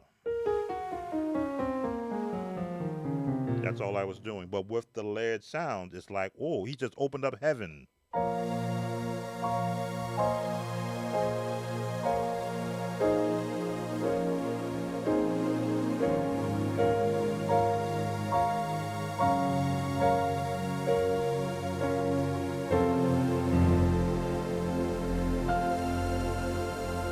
No, heaven did not just open up. My keyboard is using a feathered pad over a mellow piano. And I'm just playing chords that gives you the impression that you're in a Disney theme park.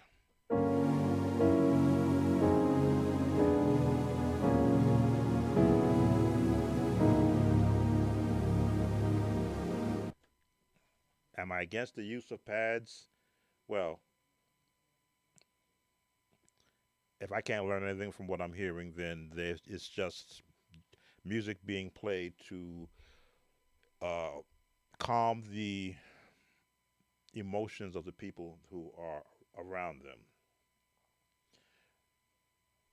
Sam, would you say then that there was a time music was tough for you? It was tough all the time. Again, I could hear the chords in my head, but I had no idea in front of my mom's spinet piano how to get them out. That that was my mom's piano, detuned until my father would actually tune it because he was a piano tuner, which I am a piano tuner also. I have my own piano tuning kit. Once I learned how to tune pianos, I could no longer play on a piano that wasn't in tune. But how do I hear the chords of songs on a piano that is not in tune? That's how I learned how to play untuned pianos, uh, going to storefront churches when my church choir would go out or the pastor would go out and all they would have was a detuned piano for me to play on. I said, well, gee, I got to make this detuned piano sound like music.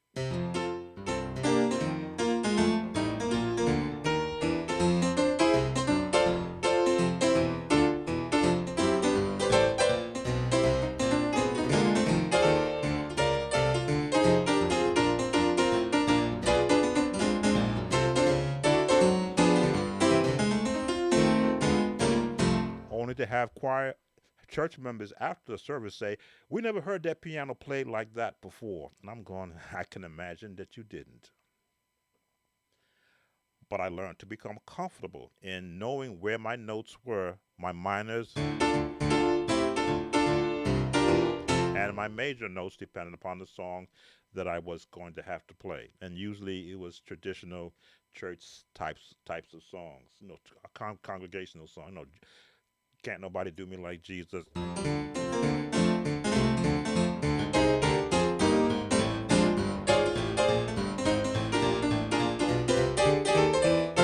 Because I had a left hand that could mimic a bass player's movement. My right hand could play chords, melodies, and rhythmic phrasing at the same time. That was something that was not taught to me. I had to understand if I want to mimic a sound, a certain type of a response from a detuned keyboard, I would have to work on that. I'd have to be able to hear chords that weren't there. To me, that is distracting because it's not a pure sound. But because I have become accustomed to accepting that play the instrument that is in front of you, if I had to play a, let's see, I want to see if this has a honky tonk piano. I believe there's a honky tonk piano sound on here. Where's the honky tonk? Nope, that's too good. Used to be a honky tonk. What was a honky tonk piano on here? Ragtime. Ragtime, that it? Oh, this is more of out of tune. I learned how to accept the instrument that is in front of me because it's not the instrument, it's the musician.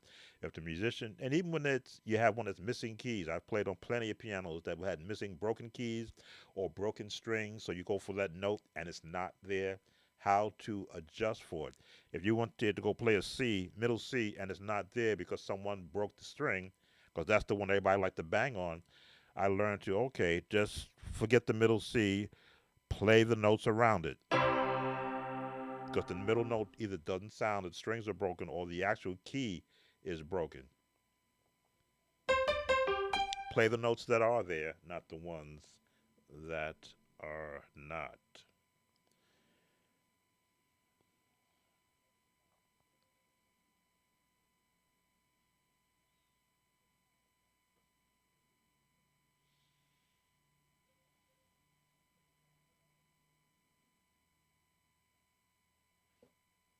Just looking at the chat to make sure I have not missed anyone, because I do that sometimes when they fill up on me.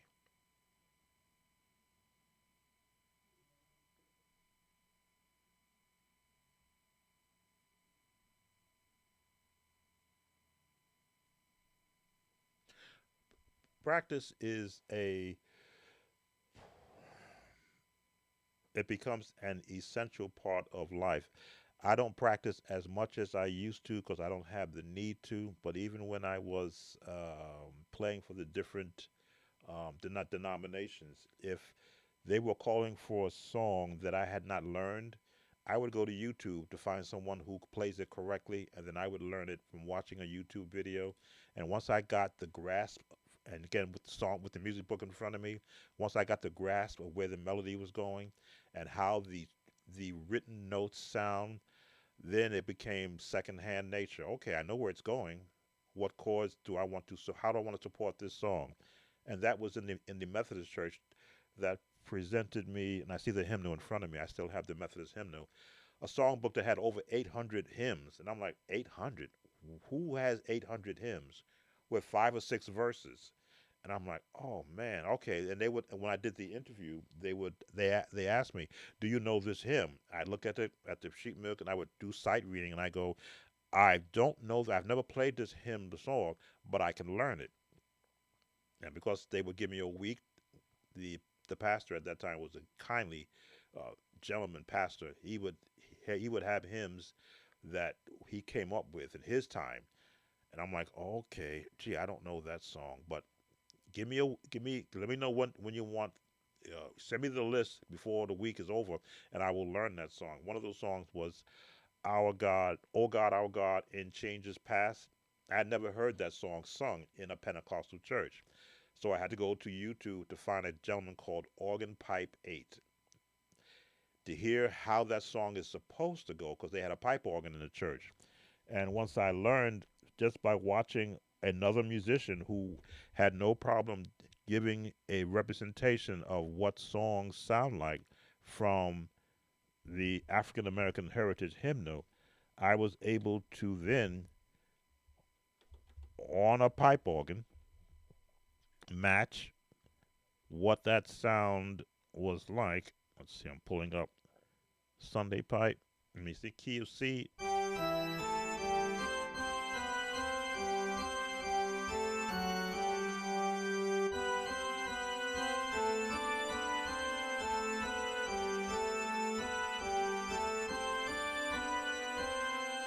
Had to remember how that song goes.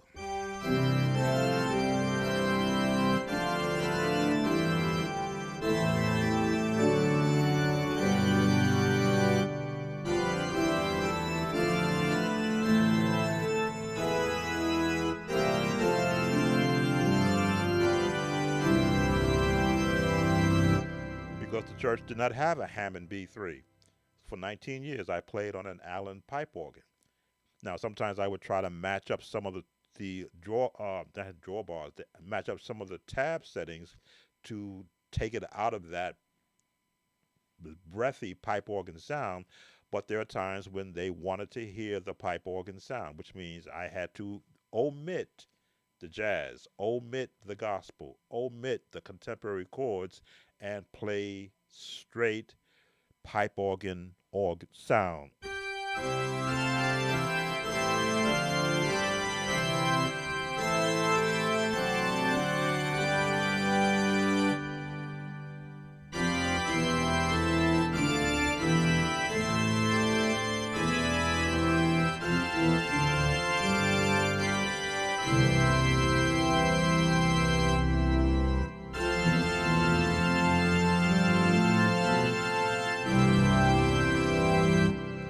And I loved it. I loved it, loved it, loved it. Because then I became another type of musician. I didn't have to make the song pop anymore. Yes, there were times when they looked at me and said, well, we sing that song a little faster than that. And I said, well, good, you're making me comfortable now. But once you look at music and the aspect of how it was first presented to the Western world, that's more of a classical sound. Then you'll be able to appreciate the different variations of music. It's all music. I think when someone starts to label it, or this is a worship sound, or this is a praise sound, or this is a joyful sound, I'm like, okay, it's a sound. Number one, what sound are you using? If you're using the sound of an organ, what type of an organ? If you're using a B3, it's jazz sound. If you're using a pipe organ, it's a classical sound. You don't try to mix although with the B3 you can mix the classical sound with a B3, because it was designed to be the step away from the expensive pipe organ. but give it into the hands of musicians, and they learn that they could put that when they put the percussion on it, all of a sudden it became a jazz organ, and all musicians wanted a B3, even though a C3 is the same organ. It's just the C3 denoted church, B3 was the band version, so they chopped it up to make it more movable, and you could watch the person if they played the bass notes. Well, you can watch their feet move. My father was a certified Hammond organ repair person, and he would take me along with him. So I learned all the intricacies of taking the organ apart, servicing it, and putting it back together as a youngster at about 9 or 10 years old. So I've been well indoctrinated into the different elevations of church sound. So when I was doing pipe organ sounds or pipe to the pipe organ, I didn't fret like, oh, where's the B3? Or did I go out and get an emulation of the B3 and run it through a computer and a controller? No, I said, I got a pipe organ in front of me. Okay, I know what that pipe organ sounds because my father used to repair pipe organs.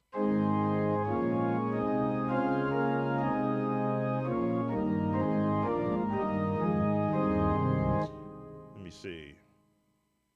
What's that song? I see the words. Abide with me.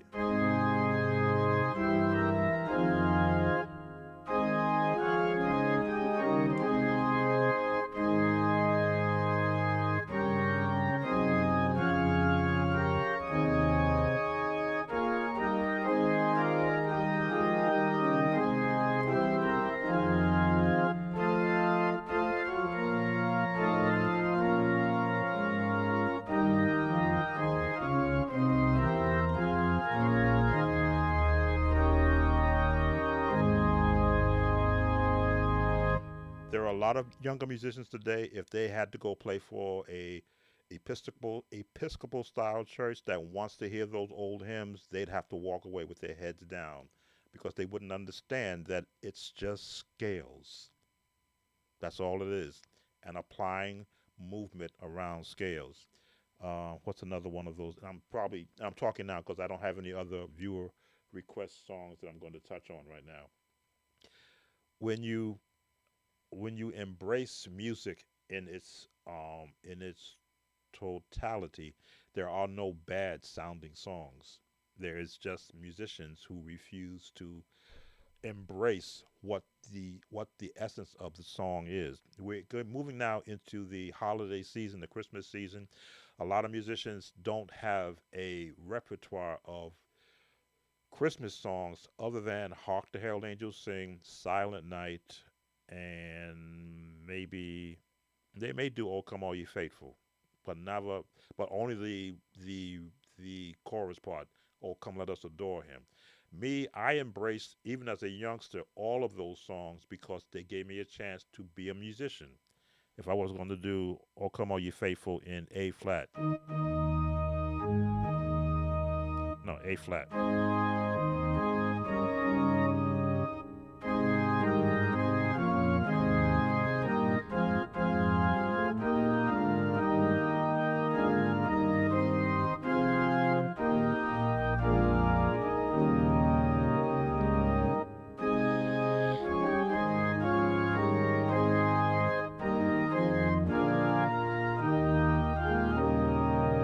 but most musicians like to do the "Oh Come Let Us Adore Him."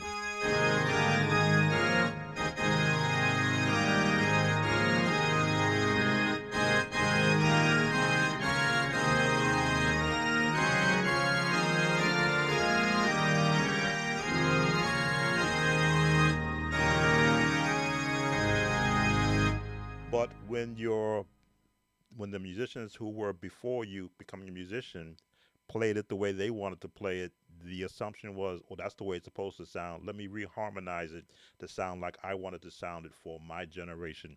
I always embraced the traditional sound before I began to add my own touch to it.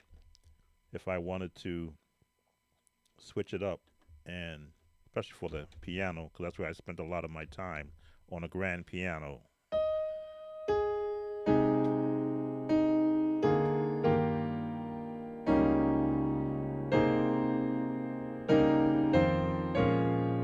Just might change. I know it's going to go to a minor. Just might change to a diminished chord.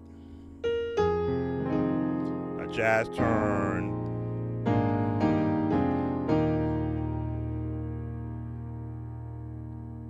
E flat.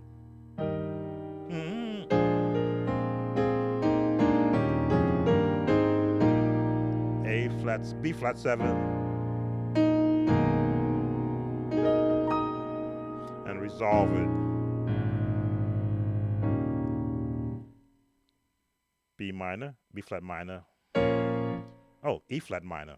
No, C sharp. I'm in E flat, but a 6 chord in. That's what I'm hearing. Resolve it.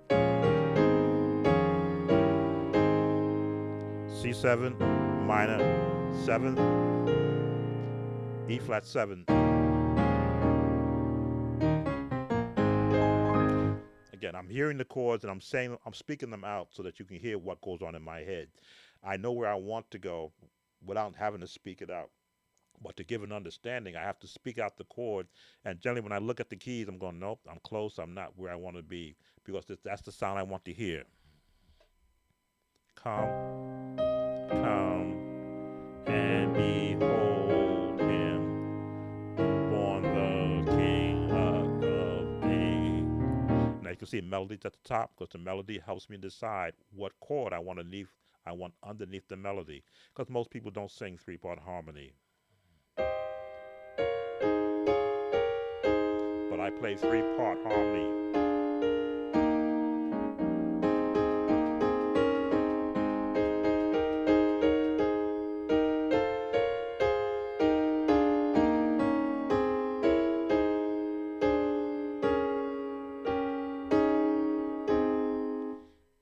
On a drop of the hand, I can play 3-part harmony because I already hear it in my head. I know where the notes are in relationship to the scale and in the chromatic scale. That only comes from practicing so many different songs. And as you can see, there's no sheet music in front of me. So if I want to change the key to A major,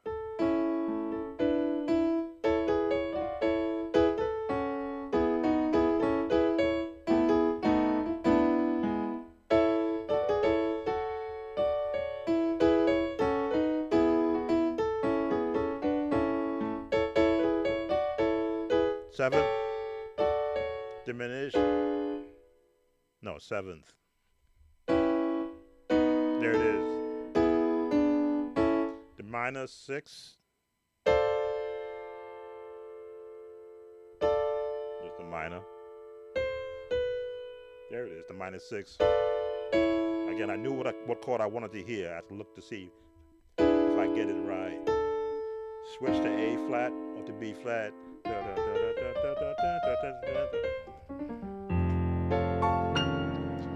And then you can jazz it up.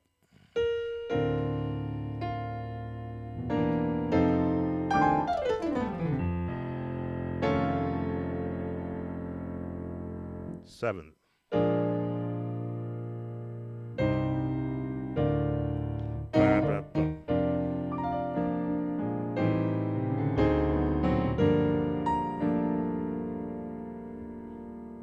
C, F, walk it at E flat, F,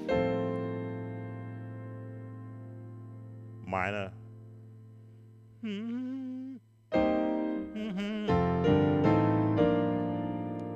C bass with an F chord,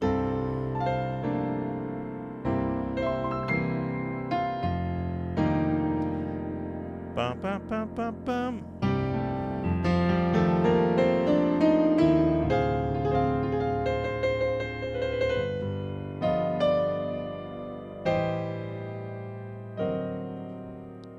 G7 major,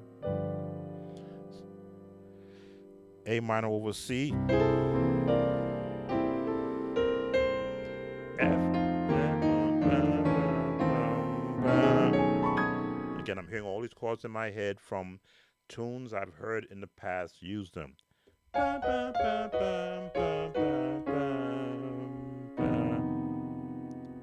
come let us adore him.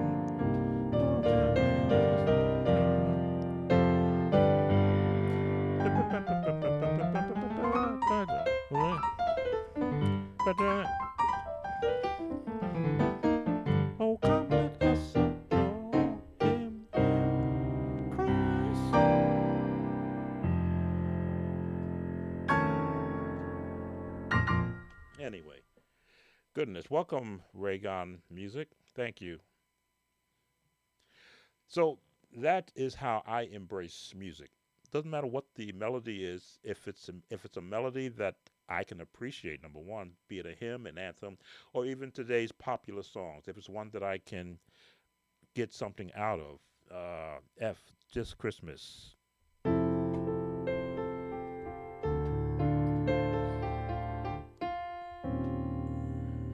Yeah.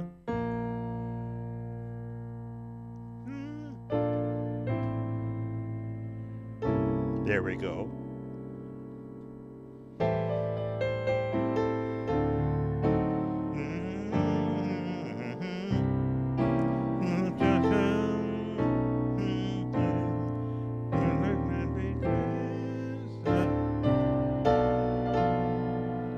And I always mess up on this one.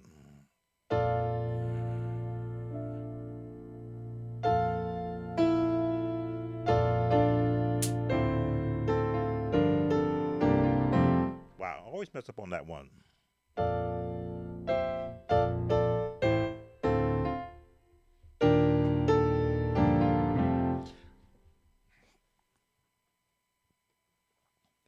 Once you learn the rules, there's no song that is away from you to be able to at least get a 50% understanding of what's happening. Then once you hear the chords, and then you see where they are placed in the scale, you can just change the key.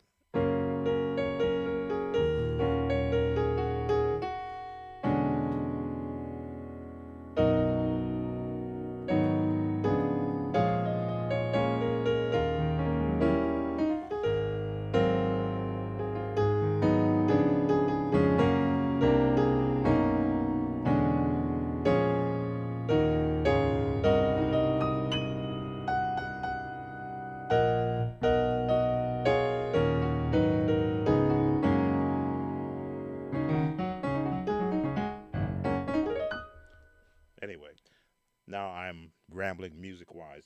I want to thank you all for spending some time with me. Those who are coming in at the, what hour are we on? Let me see. 2 hour and 40-minute mark. We've covered three songs. Well, we looked at three songs. Two of them we didn't. One of them we didn't cover was a Corey Henry request song that I wasn't going to break down. And we've answered songs requests from our viewers, which I really love to do. There was one which I did not touch, I think, which was just going back to see. It was another Richard Smallwood song. Did Center of My Joy.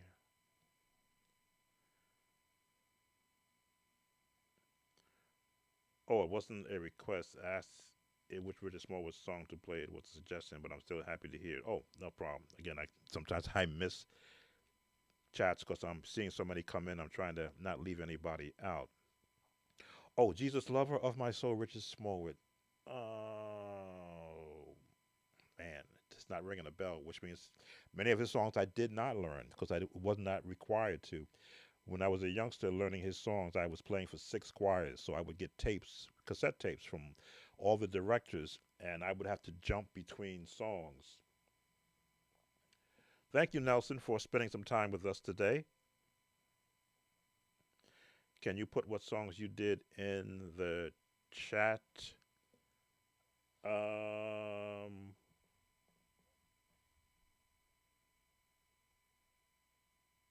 in the chat, or you want it in the description? What I can do is after I get me something to eat and I've closed this live stream down, I can go through the live stream and put timestamps in of the songs that were covered. Again, some songs I know I'm going to get a copyright notification because I played them all the way through. I know Total Praise one. Stop growling. The Total Praise one, I'm going to get a copyright because I did the entire song, but that's because our viewer was from across the seas, and I want to appreciate them for stopping in and adding uh, to the stream. I'm just going back. Can you do So Me stuff in C sharp? I didn't know what the So Me was. Yes, I can do that after I take care of this rather grumbling stomach of mine. The doctor is still telling me I need to lose weight, and I started having issues with one of my knees, and I'm saying, you know what? Maybe the doctor's right. So I purposely only had water today up until now. Excuse me.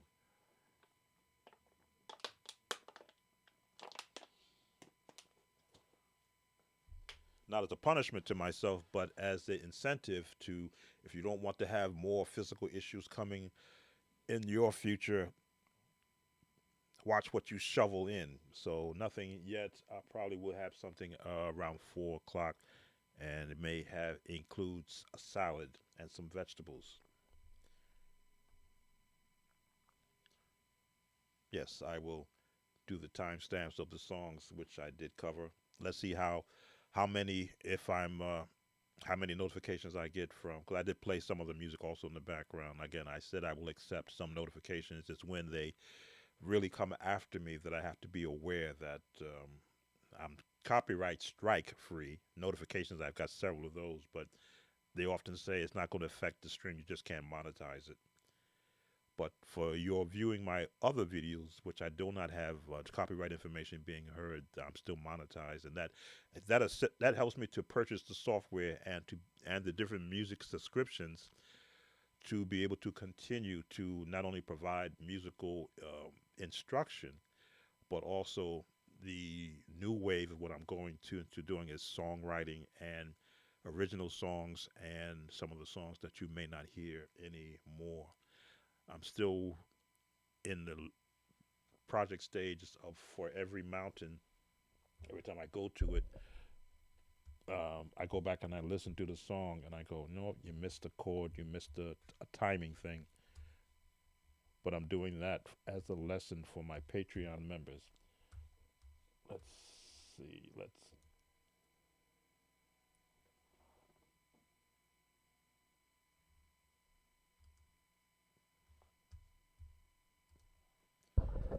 want you to hear where I am on For Every Mountain.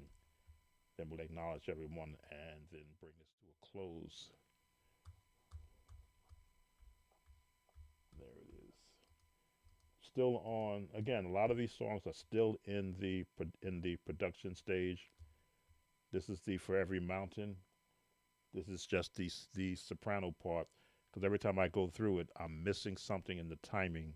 You pray.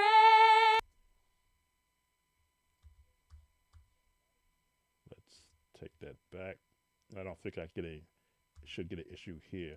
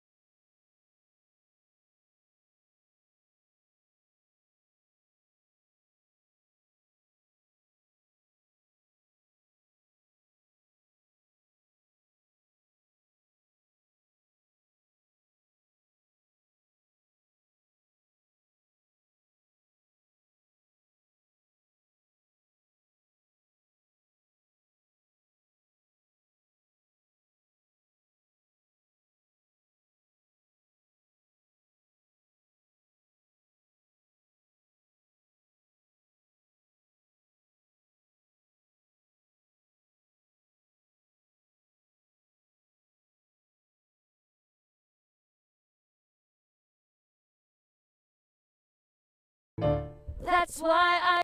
Oh, I got a loop on it, don't I? Yeah, because I was still working on it. But yes, those are the things that I'm doing with the AI. Because a lot of musicians do not get to practice with someone who can hit those notes. And if I can use AI to create a lesson so the musician can learn the different chordings of that song, that will be invaluable.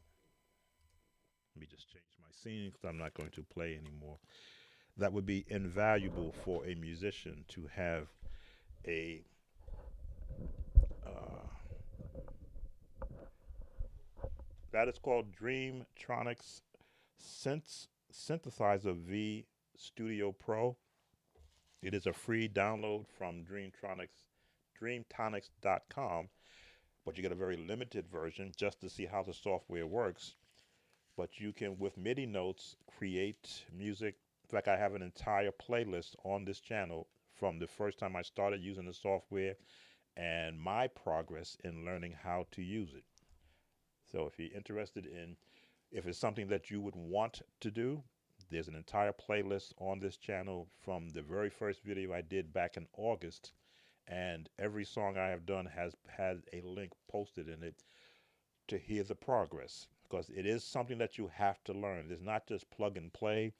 You've got to be able to have a good working knowledge of the scale notes, how a singer breathes, and how they articulate notes, which is the fun part I'm having, is that I'm able to listen now more intently to singing so that I can recreate it electronically and then be able to manipulate it if for how I want it to sound. I did Lord I lift your name on high, and then I put my own version of how I would have wanted it to sound. Let me see if I can find it. Okay, I gotta go on to open. Lord, I lift your name on high. And it's on the channel. You've heard it on the channel.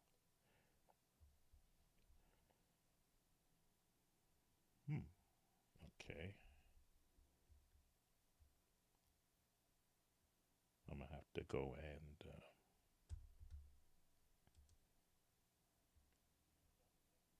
oh, there it is. Oh,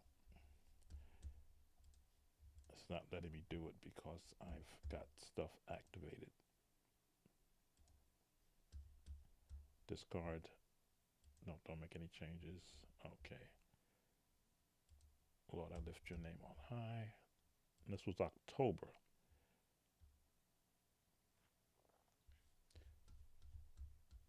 So this is what I did to Lord, I lift your name on high. We'll just play my part of it because the rest of it is the way the song goes.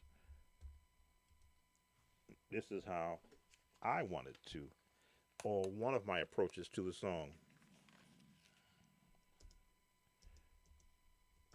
Let's turn off the loop.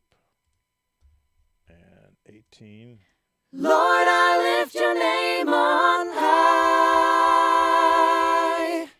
Lord, I love to sing your praises. I'm so glad you're in my life.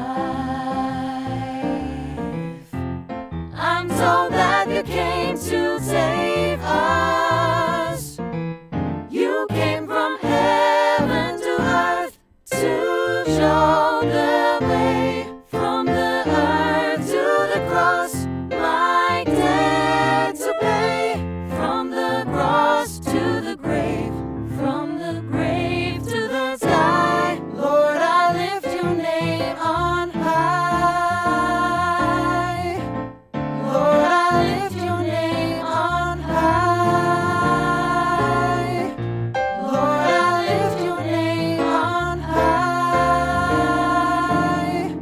Lord, I lift your name on high. Now, you can't do that with live singers because live gospel singers are hooked into what they are used to doing. Yes, they are singing actual words. What you are hearing is a digitized singer singing the lyrics that I typed in. You have to type in the lyrics. So if you spell a word wrong, it's going to sing it wrong.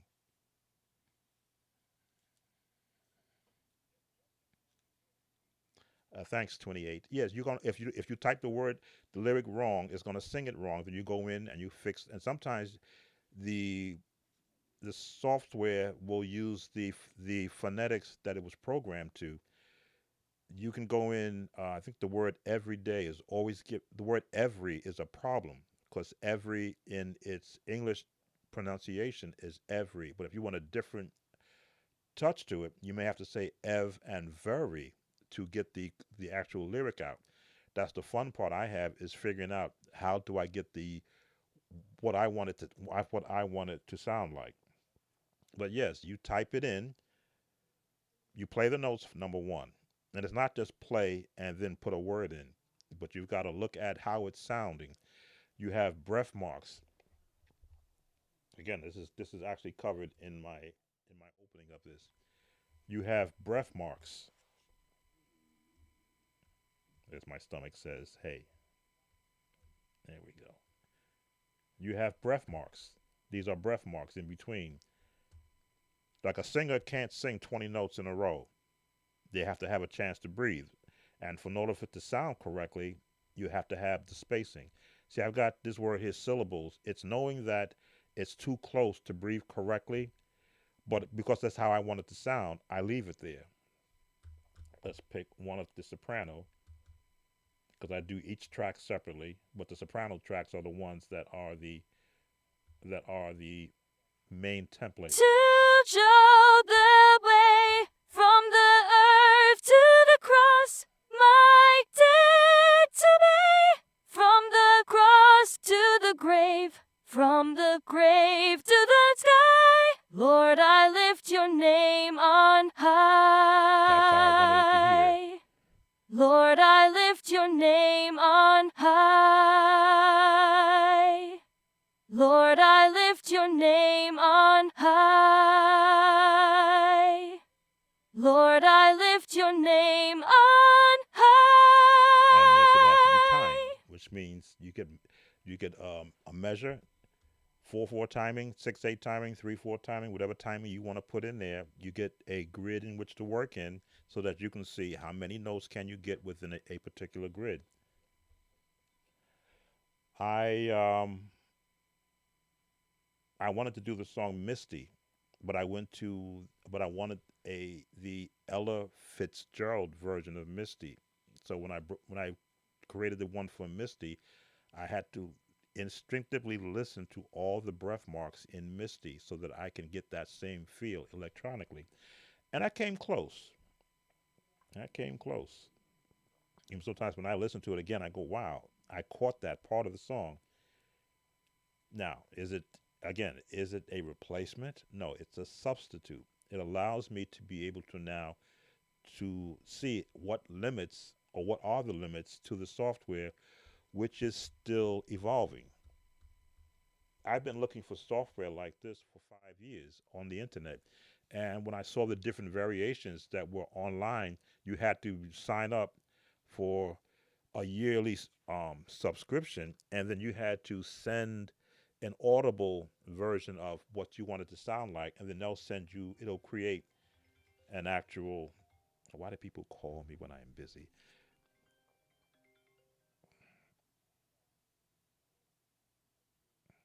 Okay, we'll do that. You had to send it to them, let them process it, then send it back, and then you download it and then put it into your software. When I saw this software, when I was watching YouTube and I saw this first version of it, I said, wow, it's stored on your computer. So I immediately went and I downloaded the demo. 20 minutes after playing with the demo, I bought the software. I said, this is what I want. This is what I want to be able to do. Use my keyboard to create the music because I can hear choir parts, I can hear singing parts, and then learn from other YouTubers who were using it how to manipulate the notes. What I have found so far, because I keep a watch on YouTube, is there anyone using this for gospel? The answer is no. So I'm a pioneer in using this software for gospel music creation or duplication in some cases. As you can see, Lord, I lift your name on high. I created my own version of it, which, yes, because these are MIDI files, I can export this MIDI into my music transcription software and print, excuse me, wow, and print the notes out on sheet music. So a great tool for songwriting, for helping someone realize in real time what a potential composition might sound like. Are the notes too high for the singers they have? As you can hear, the higher the note, you hear the singer straining. That's what a natural singer would do. And since they are using actual vocalists who they've hired to be the model for the software, you will hear them. The lower notes, they'll sing lower, but you can adjust the tone of them. You can raise it up. You can adjust the style, passionate, strong, light, solid, with power, soft, clear. You can, and I haven't even started using all those features yet, but they're there. You can change the actual tone and the pitch, which I find a lot of the content creators that I am watching, that I am subscribed to, when they put something out, I want to hear what are they doing with their version. And a lot of them are doing EDM music and rock star music. Well, I'm doing gospel. And although I've seen a couple of hymn versions of people using this software, they are not manipulating the notes. They're just putting in a MIDI file and attaching a word, which is like, it sounds electronic. I want it to sound as real as it possibly can from a demo standpoint. And for 2025, that's what I'm going to be offering, is the ability to take people's original songs. Of course, there'll be a contract, there'll be a fee charge. I'm still working on, do I want to do it by the vocal or by the project? That's the conversations that I will have with potential clients. How do you want me to approach this? Because sometimes you can start a project and midstream they'll change it. Well, in this case, there's no singer being hired. I am the singer per se electronically. So if they want to change the key or change a lyric or change a note path, it's electronic. Boom, boom, boom, done. Here's what it sounds like. Yay, nay. You're just paying for my time and my ability and talent to be able to manipulate software. The future, I often say, of song creation. Welcome, Hezekiah. Could you review Revelations 9, Hallelujah, Salvation, and Glory? We're playing it at church. Also, what would you advise to young musicians trying to transition from keyboard to organ? Actually, I do have a video on that. Yes. Okay, I'm being asked to do something. Let me kind of run upstairs and pick up something. So I'll be right back. And I do have a Be Right Back page. We'll look at that Salvation and Glory. Just give me a chance to pick up something outside. Be right back. God, do it now. Get right with God. He will show you how. Down at the cross, where He shed His blood. Get right with God. Get right with God. Get right with God. Don't do it now. Get right with God. He will show you how.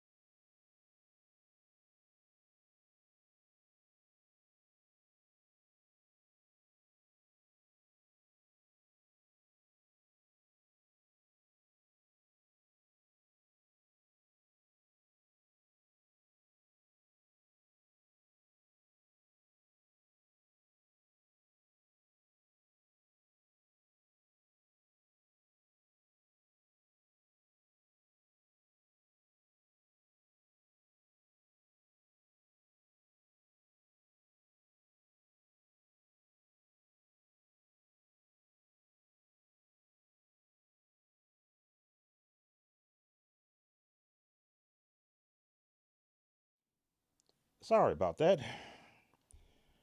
Uh, Marriage.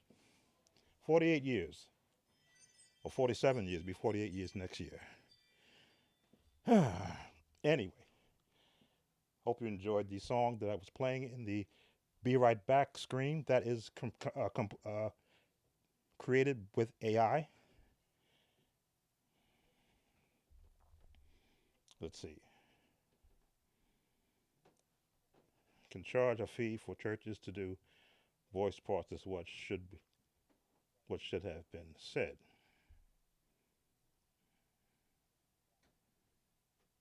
Oh, no problem, Dimitri.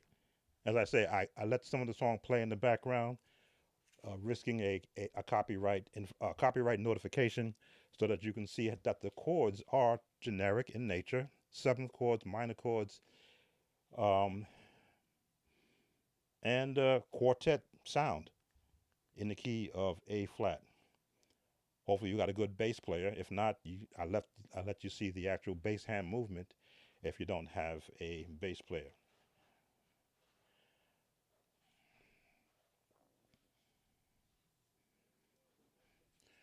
well, yeah, yeah. Nathan, as far as charging churches, um, it would probably be. I would probably make it subscription, because sometimes you can. A church can take advantage of a person who wants to help them. If you have singers that were challenged, better to work on your singers than to try to make so much. Okay, I'll put it this way: stems is the path a lot of music department heads are going through, where they are using uh, recorded vocals to support a song that their singers can't sing, because they want to sound so much like the album. And it's been a way to be able to compete with other ministries and having a particular sound on a live stream. It takes time to grow a singer. Singers just don't open their mouths and things come out for the type of music that's out there now. When it was just traditional music, it was okay. But now that everything has to sound like the album or the actual production, you have to make the adjustments. Even having click tracks, there were no click tracks back in my day. There was a director who would slow down the drummer if there was a drummer. But now, because everything is about production today, make it right the first time, because we don't have a chance to fix it in the editing room, because it's all live.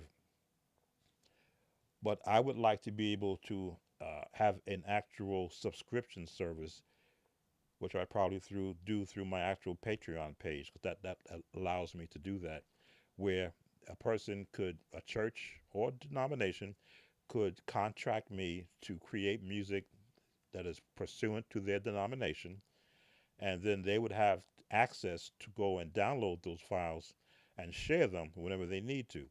If you want the soprano section, there's a file for soprano, a file for the alto, a file for the tenor, a file for the baritone if it's that type of song, which means I've got to go and look at the sheet music if they go on to that level. And again, everything would be based on levels. If it's traditional gospel, then you'd have to look at it from an actual traditional gospel standpoint, which is basically three-part harmony, just so that they can begin in-house training of their vocalists. Takes a little weight off the choir trainer, who may not have the ability to hear notes um, that it's sung with so much music around it. So what it does, it opens up another revenue avenue for me, as to help support what I'm actually doing here. Because I'd love to be able to rebuild this area where I'm in right now. I have it all torn out, and a video section put in, and a music section put in. And as I say, I pay attention to what others are doing on their YouTube channels, and because they have a larger audience and they have so many other sponsorships, they're able to invest in reconstruction of their areas. Me, I keep the lights going, I keep the computers and the software up to date, and then you have me on the microphone, which is all due to the fact that I do get the support of the actual viewership. So I'm not complaining. Certainly not doing that. But I know from my standpoint, I need to take advantage of what technology is offering, because when they began to put MIDI files on the internet, I was number one, I think, on placing MIDI files on the internet, and I would place so many. I think godsgospel.com, if they're still in existence, they snapped up most of the MIDI files, because at that time I had an AOL website, because AOL at that time gave you, I think, was 100 megabytes. 100 megabytes. It wasn't a large web presence, and I would just place MIDI files of all the gospel songs so that churches could download them. If they didn't have a musician, they have a MIDI player. They can have me playing their service. And I didn't realize that people were using them for ringtones, because I had not heard of ringtones, because I was too busy making music and then living life by working and playing for churches. So I missed out on potential revenue from a ringtone standpoint. So I don't want to miss out on the creation of synthesized vocal sounds to assist churches or songwriters who have a song but don't have anyone that they can tap on to say, hey, sing this line for me. I want to know what it sounds like in this key, in that key, or in that phrase. That's what I will be able to offer under subscription. This way you just, hey, this is what I'm doing. The monthly subscription says, okay, let me see what you're doing. Okay, here's the file. Here's it with alto and soprano. Here's it with alto, soprano, and the tenor. Here's it in a different key. And because of that monthly subscription price, you just ask. I create and I just send it off.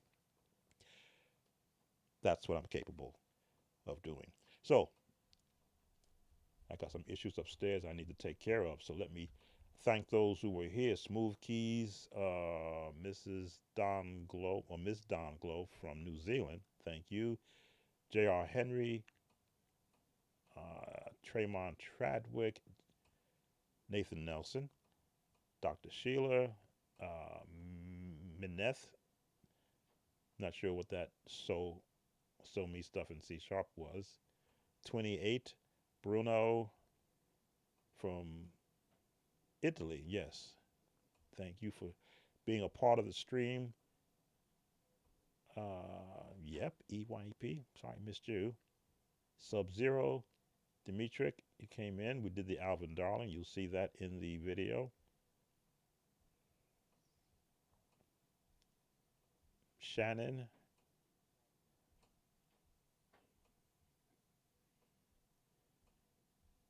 I'm just going through all the chat comments so I don't list anybody out. Reagan, okay, music. Sorry if I'm mispronouncing that. Hezekiah that came in. Oh, Revelations 19 and 1. I said I would touch on that. Oh, my advice from keyboard to organ. I did a whole series on that on the channel. If you go to the playlist, or if you do a search on my channel and put in piano to organ, you will find that I have several videos that talk about that. But I will give you some insights to that. It should be the natural progression. I don't think anybody should start on the organ without going through the piano first, because everybody needs an actual foundation of chords in order to play the organ. Because with the piano, you just have the one manual that you have to deal with. By manual, let's switch over to here.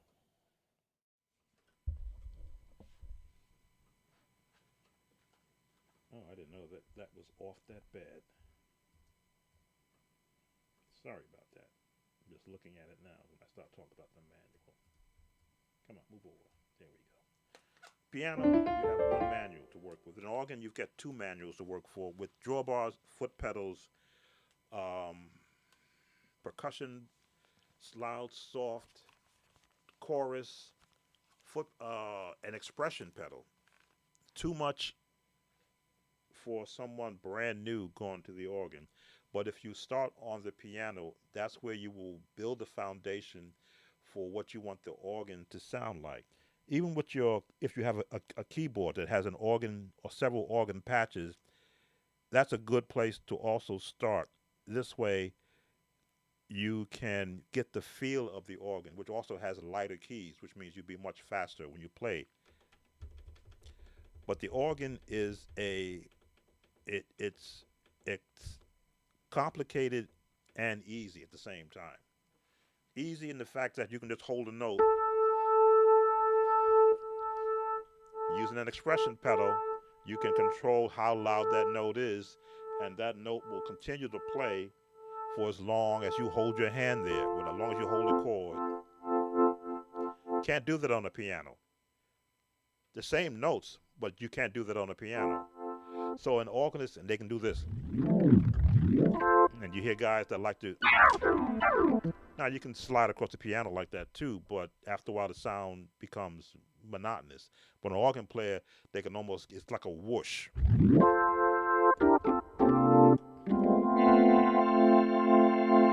And of course, the organ has that Leslie effect that captures the mindset of the listener, where piano is always going to have the same note. So for me, if you're if you put 3 to 5 years in on the piano, which means that you have a working knowledge of the chromatic scales, you have a working knowledge of changing keys, because there's no transpose button. Well, there's no transpose button on the traditional organ. These newer ones give you everything. Um, when you're ready to navigate up to the organ, then you're going to have a head start on, you know what a chord sounds like. All you want to be able to do is now maneuver the notes.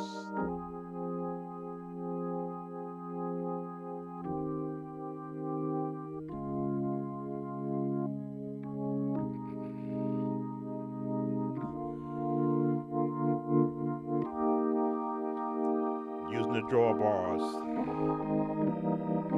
I think the organ players of today, of my day, you couldn't do all the stuff that the organ players are actually doing today.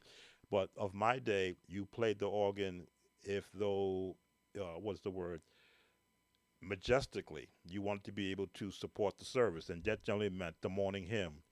When you got to the gospel song, which is usually the song before the preacher speaks, even still, you were sort of laid back because you had to be directed. You weren't just free, willy nilly.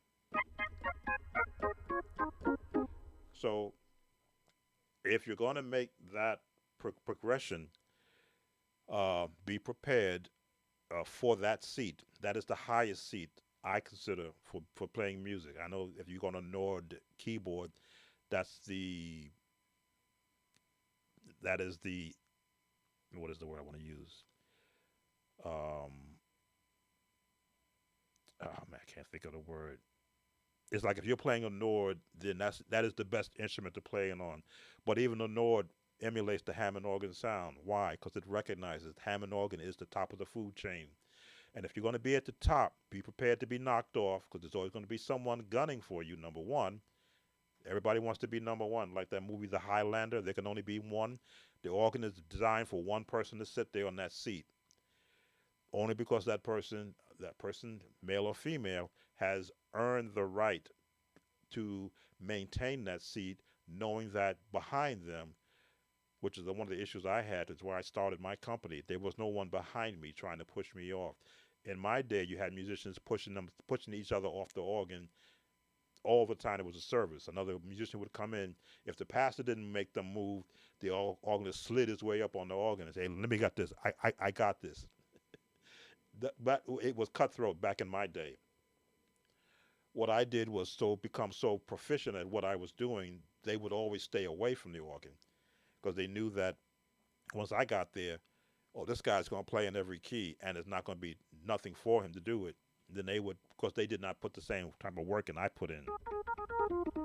I sit there and they go. Generally, I would walk into a church, and I would always ask where the organ was, because I'm going to be the guest organist. And they go, "You play?" "Yeah, I play a little bit. I want to hear what it sounds like so that I know what I'm getting in for." So it was almost like, "Oh, okay, here it is." And I knew how to turn it on, how to set my drawbars, and they're looking. And then I would go, do a scale.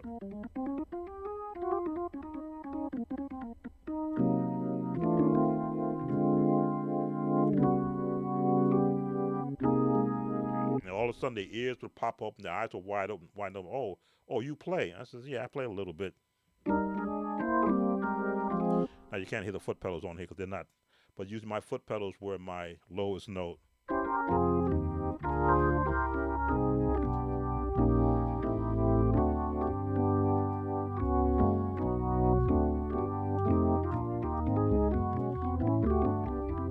I go through all my exercises I would do because I learned on a Hammond B3 organ. My father was a repairman. He had his own B3 organ that he played on, that he would use to substitute for a church that did not have an organ working. He would sub his organ in and bring theirs in for repair. So I always had one to practice on. So learning chords on an organ and the touch for it was never a problem for me as a youngster.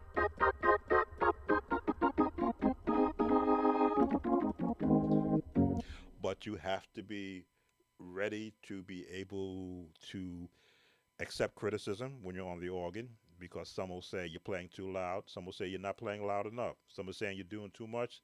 Some are saying you're not doing enough. You have to be within yourself as a musician, know what you want to be doing, not what you want others to for you to be doing. What do you want to do? And that's how I played. I got criticized because I wouldn't push the shout. And I says, well, I don't push the shout. If it's not organic, I'm not going to create one, because generally an organist will sweat out of their clothing. I did many suits, sweat them out just in one setting, because that's how much you would put into it. Between moving your feet, moving your right and left foot, both drawbars, in and out, and then keeping up with the service, your heart rate would race up and you would sweat.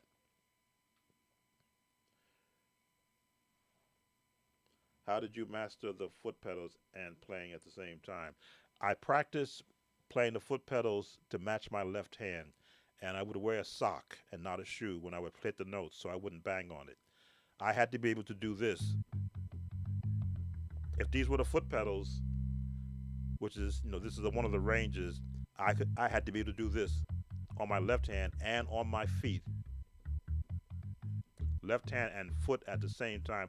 I have a video showing the foot pedal technique that's on the channel also. It's from one of my earlier videos, so it's I think I did put some text to it, but it's one of the earlier first videos on YouTube dealing with the Hammond organ. But I did do a foot pedal.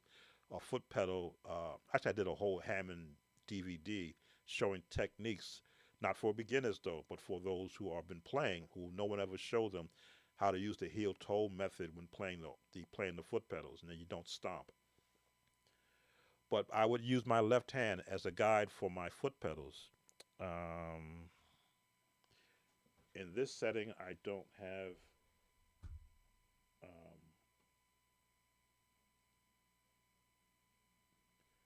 on the channel. I have Hammond organ Hammond organ videos with a virtual organ that doesn't show the foot pedals, but it does show a generic version of where the foot pedals are, and you'll be able to hear how my foot pedals become the lowest notes of the chords I'm playing, so that I don't have to use my left hand.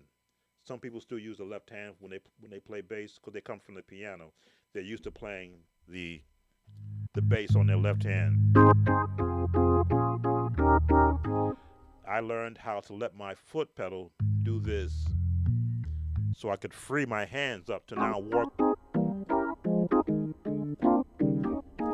Free my left hand up to assist the right hand in playing chords and also, support chords and movement. Let's see, what's that Hezekiah Walker song? Jesus is the light of the world. Actually, it's an actual Butch Haywood song from Institutional. Let me pull up a drum pattern, because you need a drum pattern for that song. Jesus is the light of the world. Let me see.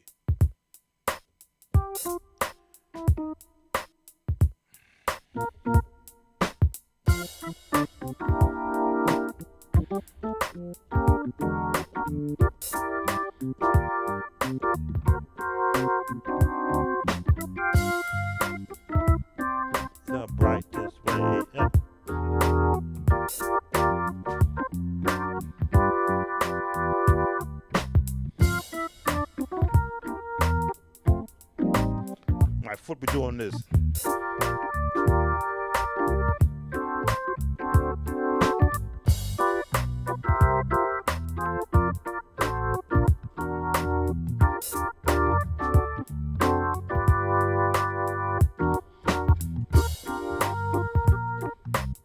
My foot will be doing this.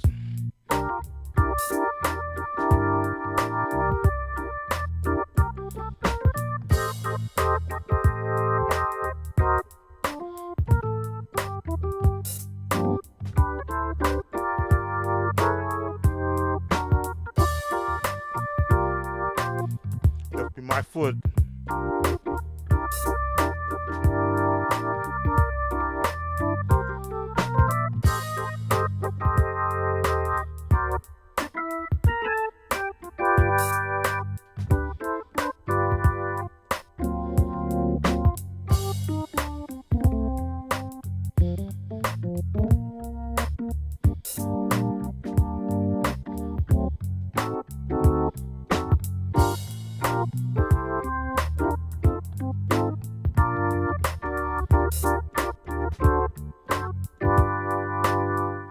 What you saw my left hand doing is how my feet move over the foot pedals. Exactly that, and faster if needed. That came practicing. And my father used to always tell me, get off that organ, because I'd be there practicing 10 o'clock at night, trying to match what my left hand was doing with my feet, because I wanted to have my foot, my left hand free to assist with chords.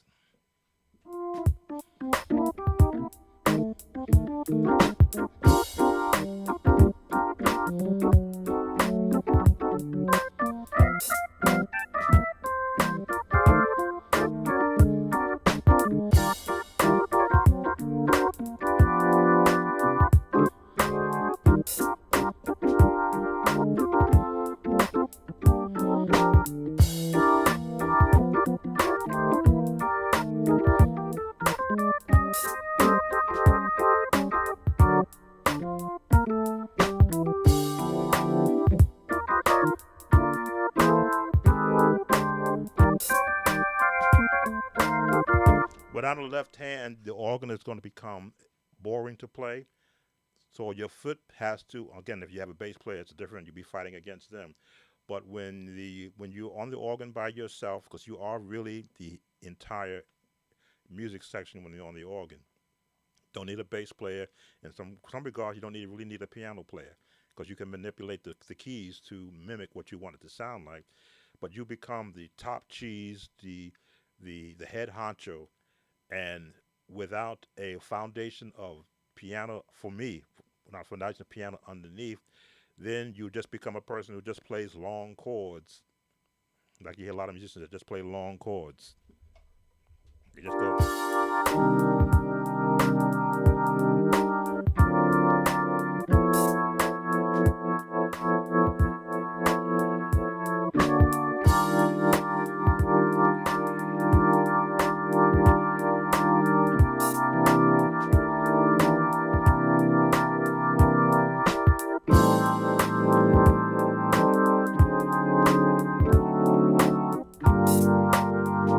For me, it has to be movement.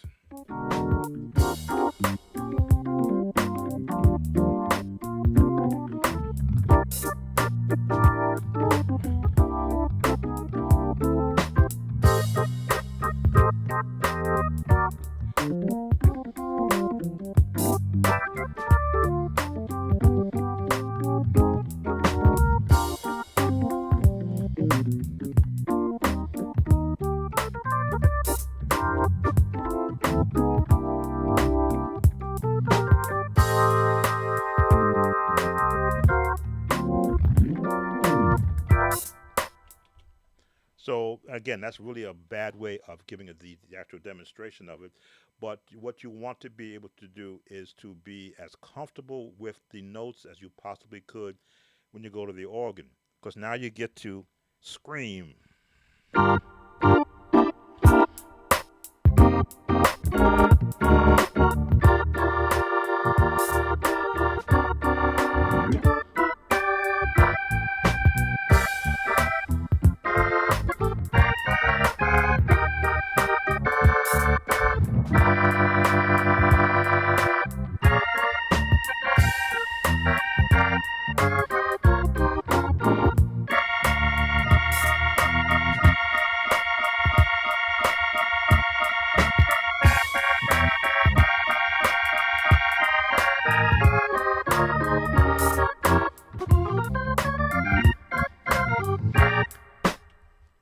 the organ gives you the ability to be mellow, pull the drawbars out and scream, and the organist takes over the service. Piano will never do that, but an organ will. So, what you want to be able to do when you're ready for that transition, be ready note wise and be ready to learn another style of playing. Because the organ and the piano are two separate instruments. They are not played the same. The same notes if you adjust the drawbars correctly, but they are not played the same. But they are. Piano is a percussion instrument, which means you got to keep on striking it in order to make it play. The organ is an electronic percussion instrument. You still have to strike it, but the notes will stay there for as long as you hold your hands there. And if you hold it too long, it'll become monotonous hearing one note. As you can see, I could change the sound of it and get that screaming at the top.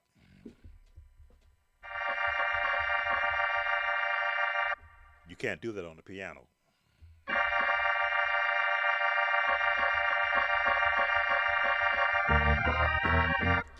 That's why the organists take over a service. You want to be at the top, and you want to be able to do that because you and hopefully you will learn how to sense from watching others when that type of a scream from the organ is needed. Went on further than I was going planning to. Frederick, do you also transcribe jazz organ from recording? No, I'll listen to what I hear a jazz organist do, and I'll pick out what I think I can use in what I'm currently doing. Jazz is like learning another language for me. Um, Again, I went to school and they taught us Spanish and French. I learned how to count in Spanish and in French. I learned how to ask for where's the bathroom. I learned how to say, how are you today? I learned how to say thank you. But if you put me in a room full of Spanish speaking people, I'll be completely dumbfounded as to what they are saying. That's how I feel when I listen to a true jazz musician. I hear what they're doing, but I don't know how they're able to get those get those movements out of them. I mean, I can sit there and go, okay, what's he doing? Now, how did he do that?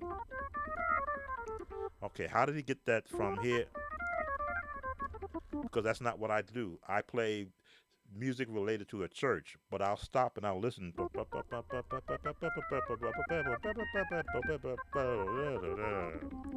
And I'll pick and choose what I can decipher.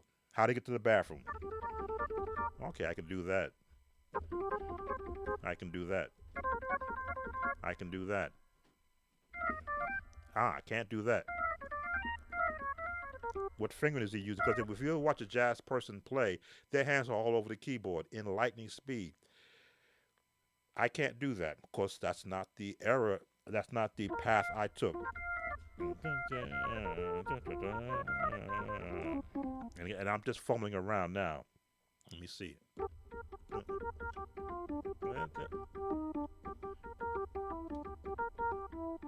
That's a jazz tune.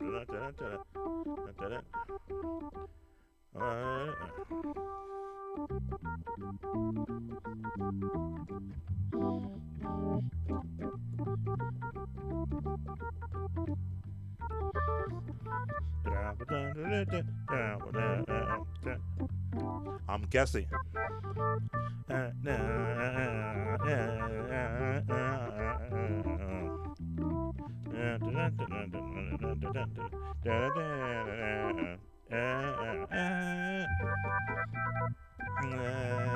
That's not my avenue. So I learned to stay off of don't get on the roadway of a jazz musician because they'll look at me and go, okay, can you play that? No. Can you play this? No. Can you play that? No. Well, you're not a jazz musician. I'll never claim to be one. I'm just a bystander that enjoys it and goes home and try to figure out what a jazz musician is doing. What I do is I smooth out church music for the active church musicians so that when a song is birthed out of nowhere, they'll know how to find the key without going through every note to find the key. Of course, they'll hear the cadence of a melody That'll help cut down the time of trying to find the key, and then the chords will just find themselves within a melody that is sung correctly. The poor part is if someone sings a melody based on how they feel and they're all over the place, then you're on your own.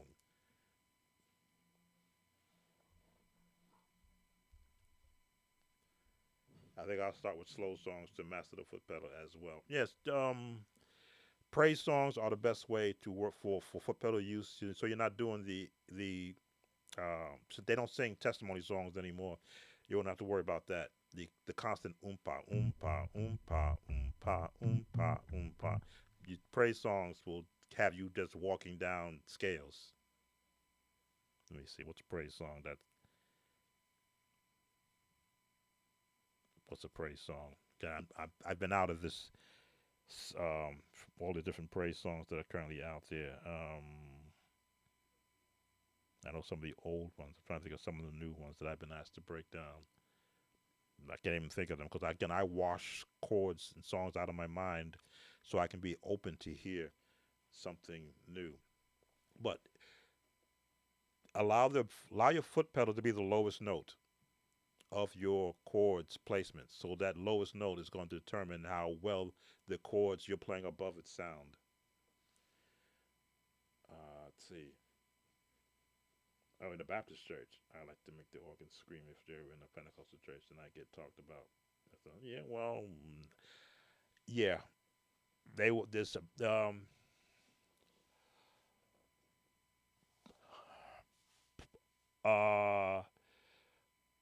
and I'm from the Kojic Church. 25 years I played there as a musician, and then I played for a Baptist church after that.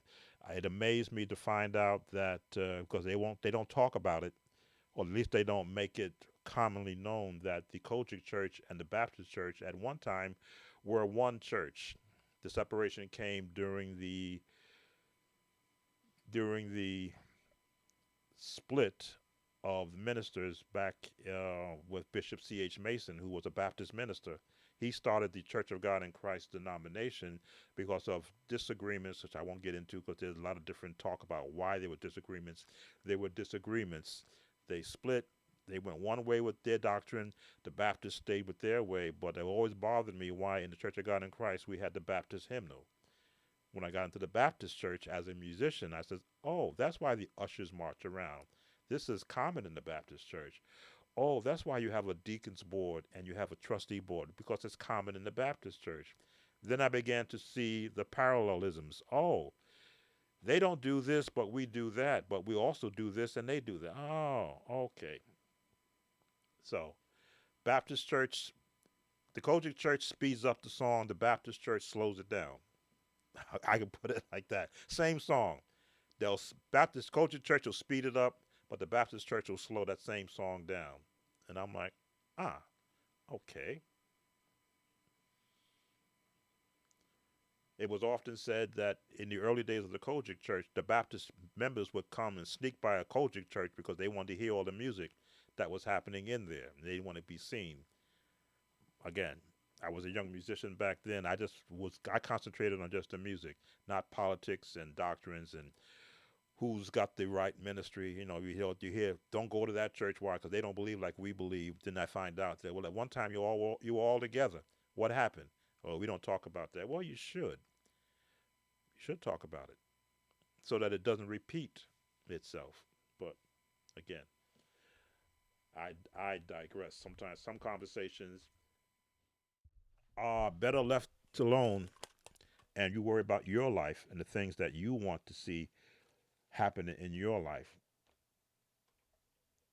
Again, if I had the opportunity to go back in time and change some things musically for me, um, I probably would not have selected the road of a church musician because a part of me still wants to be a composer, a person that can hear music and then create it for others to enjoy. When I played in church, I made sure the music was pleasing to the listener so that they can enjoy the songs they were singing. As the music changed and they began to morph away from songs that blessed the congregation, and that's when I started playing for the Baptist church because they still stayed within the concept of hymns and spirituals and not all this new wave stuff that is now engulfed your local church. But again, that's the politics which I stay away from. I believe in keeping true to the music. Oh, Revelation 19 and 1. I keep looking back, and meant to touch on that.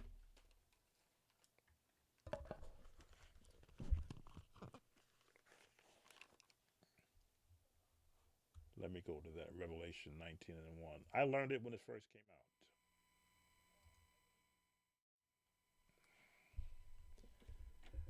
From the original. I know you've heard the versions of it now,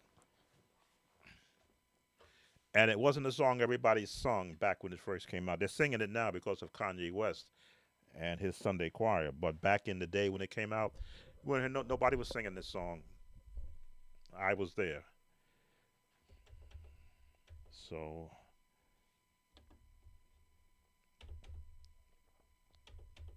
just changing my piano sound.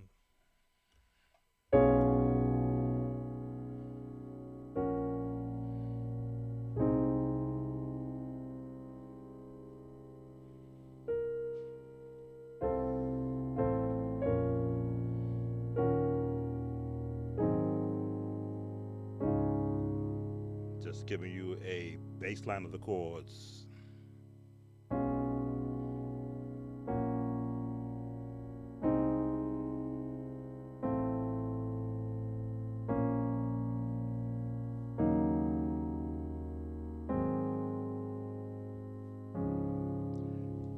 It always starts on the flat 7 on the bass with a 1 chord.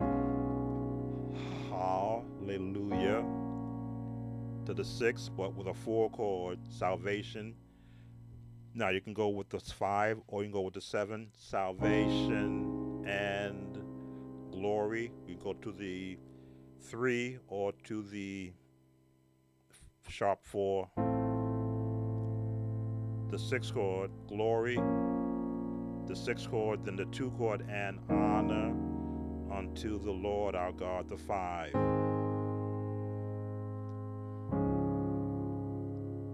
And this is the run that was in the original song.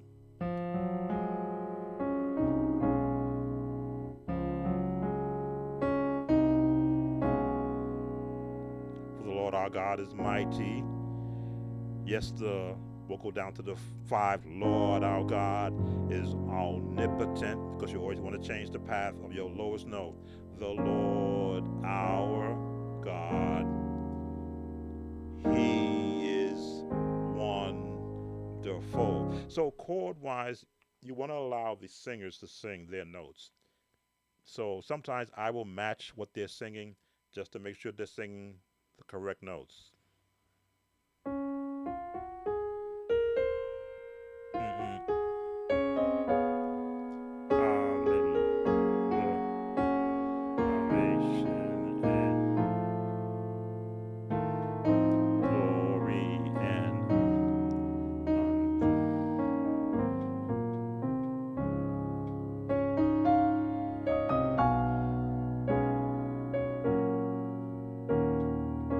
I believe it starts in unison. Yes, it's in unison.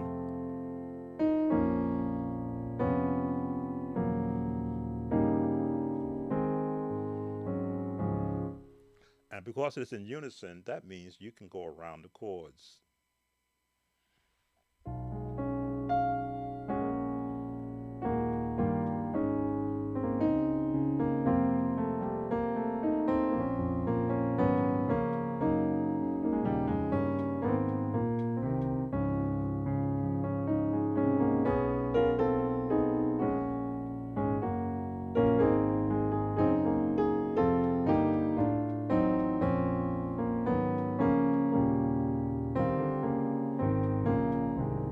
Would I do that in the morning service? No. But the fact that you know where the melody is going and the path is going to take, you can find as many passing tones that you want. Oh, praise, C to the King, our King, and the Lord our God is one. Those are the choir voices. voicing.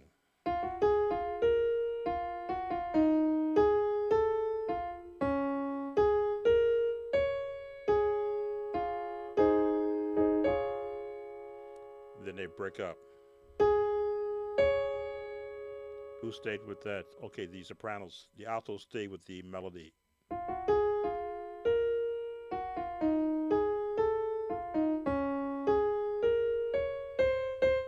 Sopranos hung up here.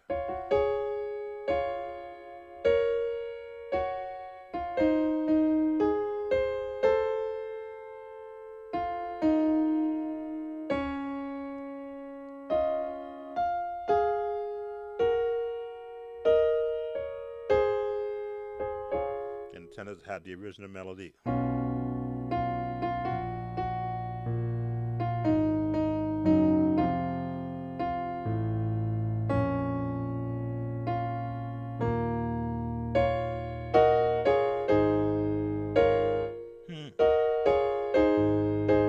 So it is a song that musically, oh, welcome, Mako, Stephen. It is a song that you have to use the music to actually grow around it, because everybody's notes singing wise stays the same, but the music has an opportunity to bring it into a different majestic feel. You can go straight,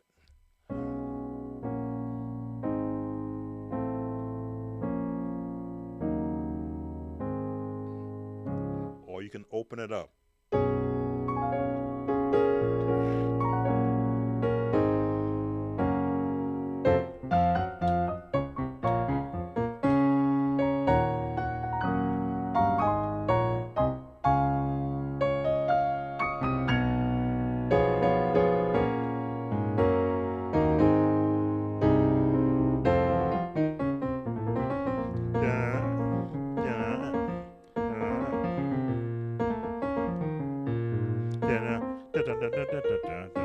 I'm just improvising now.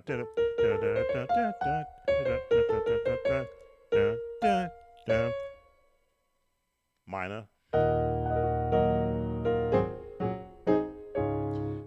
Especially an organist, they can really pull drawbars out and change the entire feel of a particular song. But it's basically scales.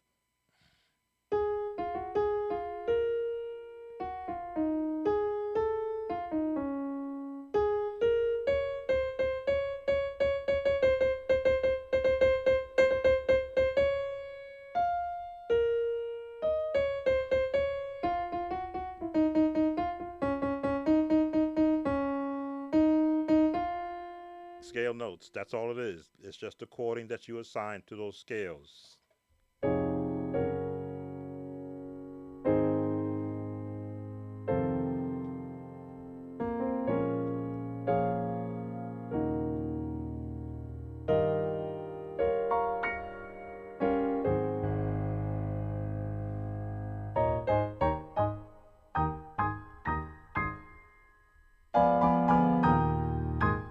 That's the chord I want, a Smallwood chord.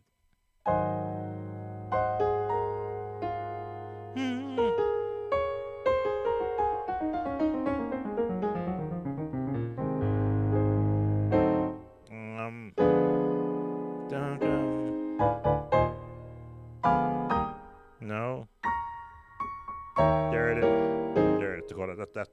It's one of those diminished chords.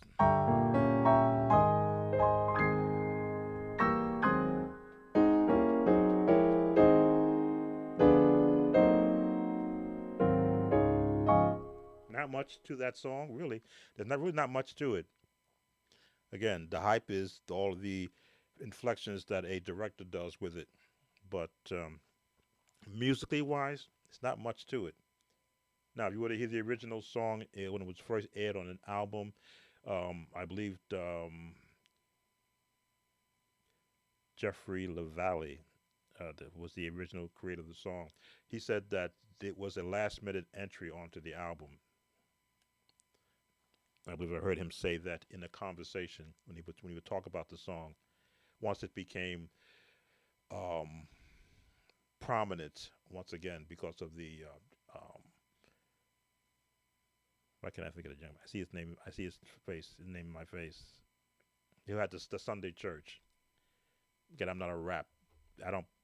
I don't like rap music. But Kanye West. I see his face in front of me. I'm trying to think of his name. He brought the song back into prominence along with other songs, but that one became the more prominent one, and people began to now get on the bandwagon. They weren't on it before. Go back 10 years ago, nobody was singing Revelation 19. No one. Go back 10 years ago. So it's just like popcorn. You add butter to it, and all of a sudden, everybody now wants to be a part of it.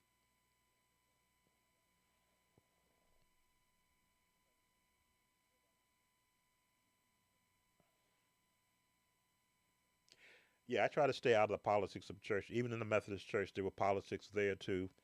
I said, as long as it doesn't come into the music area where I am, then we have no problem. And then when it came into the music area where I was, I said, okay, I've had enough. At some point, and it's going to, I think I've covered it already. At some point, as a church musician, you're going to reach a saturation point, and only you will know what that point is. My saturation point came uh, 3 times, and I said after the third time, that's it. There's more to me than Emily trying to be the example um, for others. I'll put it like that. You try to be the example for others, and then when you determine that nobody really cares, words are as empty as air is, and when the air becomes unsustainable for keeping you and what you desire to do alive, you just have to remove yourself, as I say, and get your own oxygen mask. And that's where I am right now. YouTube and helping musicians to navigate the difficulties that are ahead of them is my oxygen mask. That's where I get my from, that which helps me to get up every morning. And though I'm retired, I could be looking for a football team, a baseball team, a basketball team, a tennis star, someone to link my interest into. I choose not to. I choose to see if I can help another musician who started like me, wherever they may be in the internet world, an opportunity to have a leg up in that which they have chosen to do. And it is a choice. If anybody's making you play church music, something is wrong. It has to be a choice by you, number one, that this is what you want to do. And when you want to do something, you will sacrifice. And yes, it is a sacrifice. You will leave friends, you will leave family, you will leave interest in order to chase a sound, to chase a um, a moment. Because music, once you stop playing, as you can see, I'm not playing the instrument. There's no sound coming out of it. Now there are pre-programmed music in it, yes, but that's pre-programmed. That's not me. One day that sound is going to stop for you also. You're going to stop hearing it. I still hear the sounds. That's why I can sit to the piano and manipulate the notes. What I just played before, I can do it a different way, a different key, a different style, different touch. So that sound is still in me. But the desire to want to participate in the politics of ministry, that sound is gone. That sound is gone. So what I will do is I will grift. These are the Sound of Joy pewter mugs. They are now available. You can actually go online and download it. It keeps things hot, keeps things cold. You won't spill your beverage on yourself and burn yourself. This is the latest design, which I designed these myself. As you can see, I use the images that I also design. I take my own pictures. I use the software to create these, and I upload them to the site that is hosting me as a YouTube content creator to be able to have merchandise.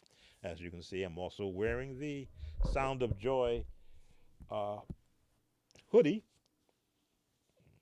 There are 2 of these. This is the company brand, and then there is the one that says musician. I haven't ordered one of those yet, but I will, so I can have that to also represent on the station. As you see, I have in the back a flashing booklet.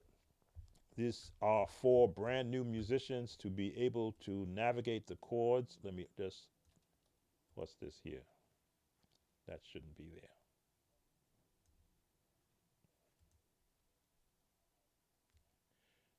These are books in which I have created to help musicians who are brand new in music ministry be able to navigate playing chords from a generic standpoint.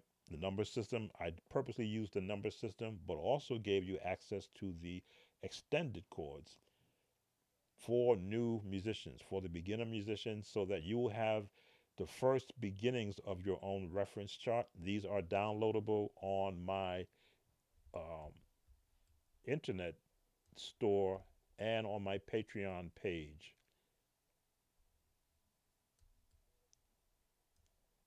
Always looking out for musicians. Yes, created by me, authored by me. And when I come out with a new one, you will hear about it on the post. What else can I grift? No, I got several shirts and other cups, but that's okay. Those are the ones I want to do. And of course, you are welcome to join my Patreon page free and be able to download a church musician handbook, which I created back in 2011 when I did have an online course. I still have the handbook and I make that available for free. You just have to register with your email and then go download it from that site. And you can also see the over 80 different files of lessons, chords, booklets, that if you want to support me with a monthly subscription fee of $5, you will have access to all the files that are on that site and direct access to me, where you won't have to leave a comment in the YouTube channel as to a song breakdown, but for your support for me through the Patreon page, you have direct access to me through email to request a song breakdown, and you will get that email directly to you. And the file will be very large. Usually, most the files I send are anywhere from 200 meg to 400 meg in size, but you get the same quality that you see here on the YouTube channel, and you get to hear the music in the background and a more in-depth breakdown for supporting me on the Patreon page. And it's still $5 per month. Some say I should raise it up, but we'll look at 2025 as I'm looking to offer more services. I may do an increase so that those who write songs can now have me create what the song could possibly sound like through AI. And this way I can buy some of the additional singers to support different tonalities to that song. So I think I've done enough grifting. And I believe I've thanked everyone, even those who have come in late.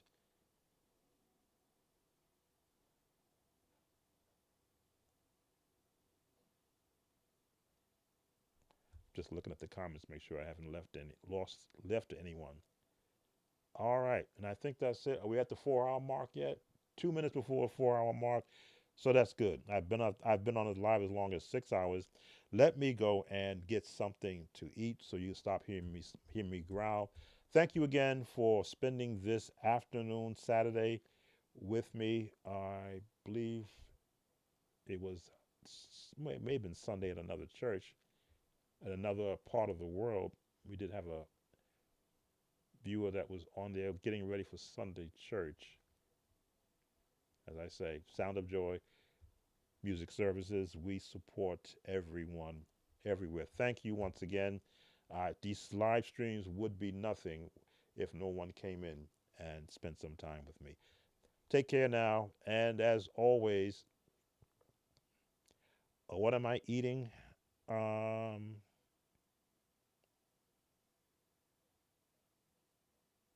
don't know.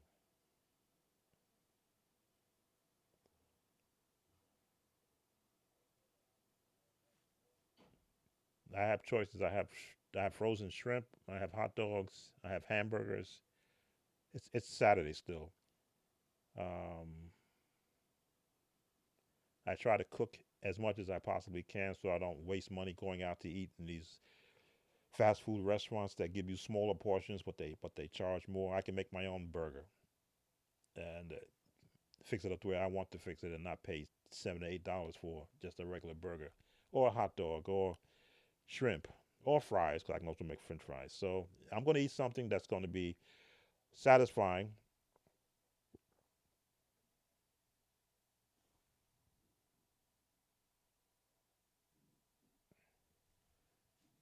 Yeah, that was a picture of. I always wanted to try air drying a pork chop because I already air dry air frying a pork chop. I already air fry chicken all the time. I've done the air fry steak, and that pork it came out very well, as you saw by that picture. It looked as good as it looked, tasted that good as it looked.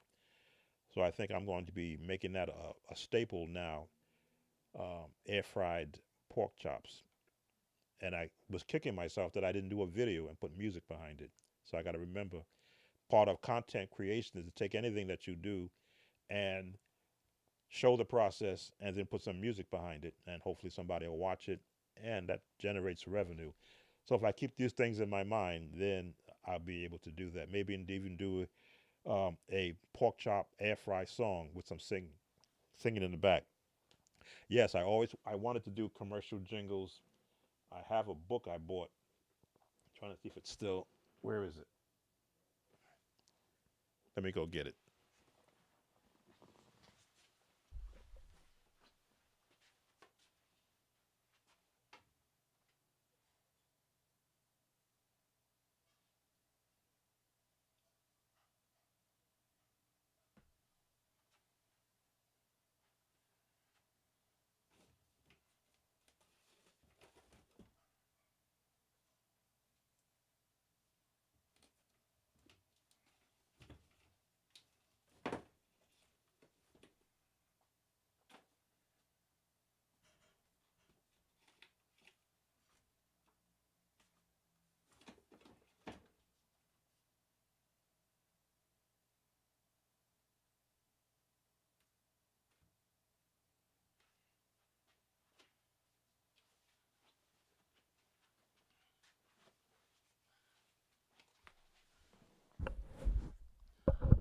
I have books that I've been buying all throughout my life, and I wanted to show you that how serious I took. This book is called The Art of Music.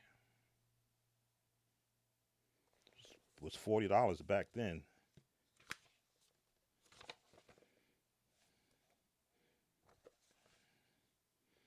and it's all about understanding Johann Christian Bach. Again, the more that you absorb, you can't really see that. Okay, but this was one of the books that I have that's in my library. I wanted to be a jingle writer, so I invested in a book that says how to write a song. I haven't looked at this one in a while, but this one has lyrics in it. It has the standard songwriter's contract. Again, this is an old book, so a lot of this stuff is probably not relevant now. Not relevant now, but it dealt with writing songs for fame and fortune, language of commercial music, which is what I wanted to be able to do, earning a living, rhythmic dictionary, putting it on paper, all the things that were at that time prominent for learning how to create a life and a living in the music industry. And this is one which I don't talk about, but I was recommended back in 1994 as a distinguished musician by one of my fellow church musicians. I am somewhere in here amongst, again, this is old. This is 1994. Here I am. There's me in this book. That's an young picture of a young Sam Talbot. Let's see if I can. I don't want to rip it because this is the only copy that I have. But yes, I was placed in a booklet. Not sure how many people get it, but it talks about my education, professional experience, musical experience, accomplishments, affiliations. So when I instruct, I don't say teach, but when I instruct There's a lot of history that goes behind what I actually show out to people because I want people to be as to to grow musically to the best of their ability, and if I can help add to that, that's what I do. You have done a video where you break down how to get the correct rhythm feel for gospel music. Um, it depends upon the song. Testimony style songs have their own rhythm. It's just like jazz, two and the four. A early gospel song will be 4/4 timing, but may have a quartet feel to it, depending upon who's singing it. James Cleveland had his version. Alberta, well, not the Clark sisters. Who they? Rose, Roberta Martin had her style of playing. Shirley Caesar's group had their style of playing. That's gospel, but they all had their styles. When the quartet singers would sing, they were doing their style of quartet. You knew when it was a quartet song until the Winans came. They switched, they changed it all up. They put a whole different feel to male choir or male vocal singing. You couldn't call them a quartet anymore. They were now the Winans singers. Just like when the Hawkins came into the scene, they weren't doing gospel. They were doing their contemporary gospel. But if you listen to the music, they took hymns and turned it into a contemporary song that the churches would not allow to be, in my era, would not allow to be sung because it wasn't considered a hymn. How can you take "Oh Happy Day," which was a hymn, and turn it into a worldly song? Now it's considered a gospel standard. Different days, different eras. So the feel for the rhythm, if you have a drummer, yeah, you're out of luck. You're in his rhythm, in his pocket. But if you're a single player, then you set the rhythm. And I did that a lot when I was a musician because I didn't have a drummer and had people who could barely clap on the two and the four.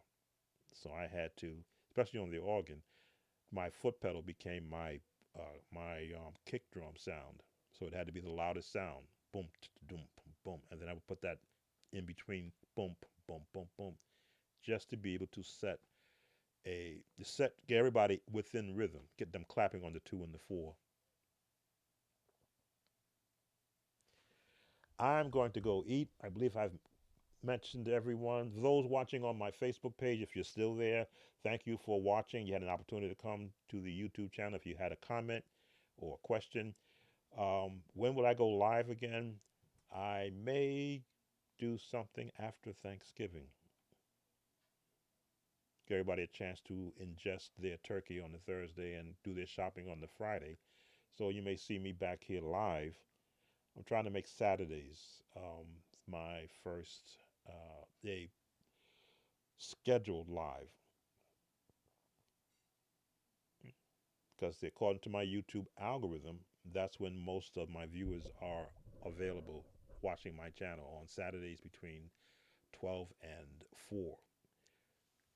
So I try to come on when the YouTube algorithm says that you are watching the channel. So again, thank you all. Sam Tobin, Sound of Joy Music Services. Hope you enjoy your services tomorrow. Keep the music joyful and fresh.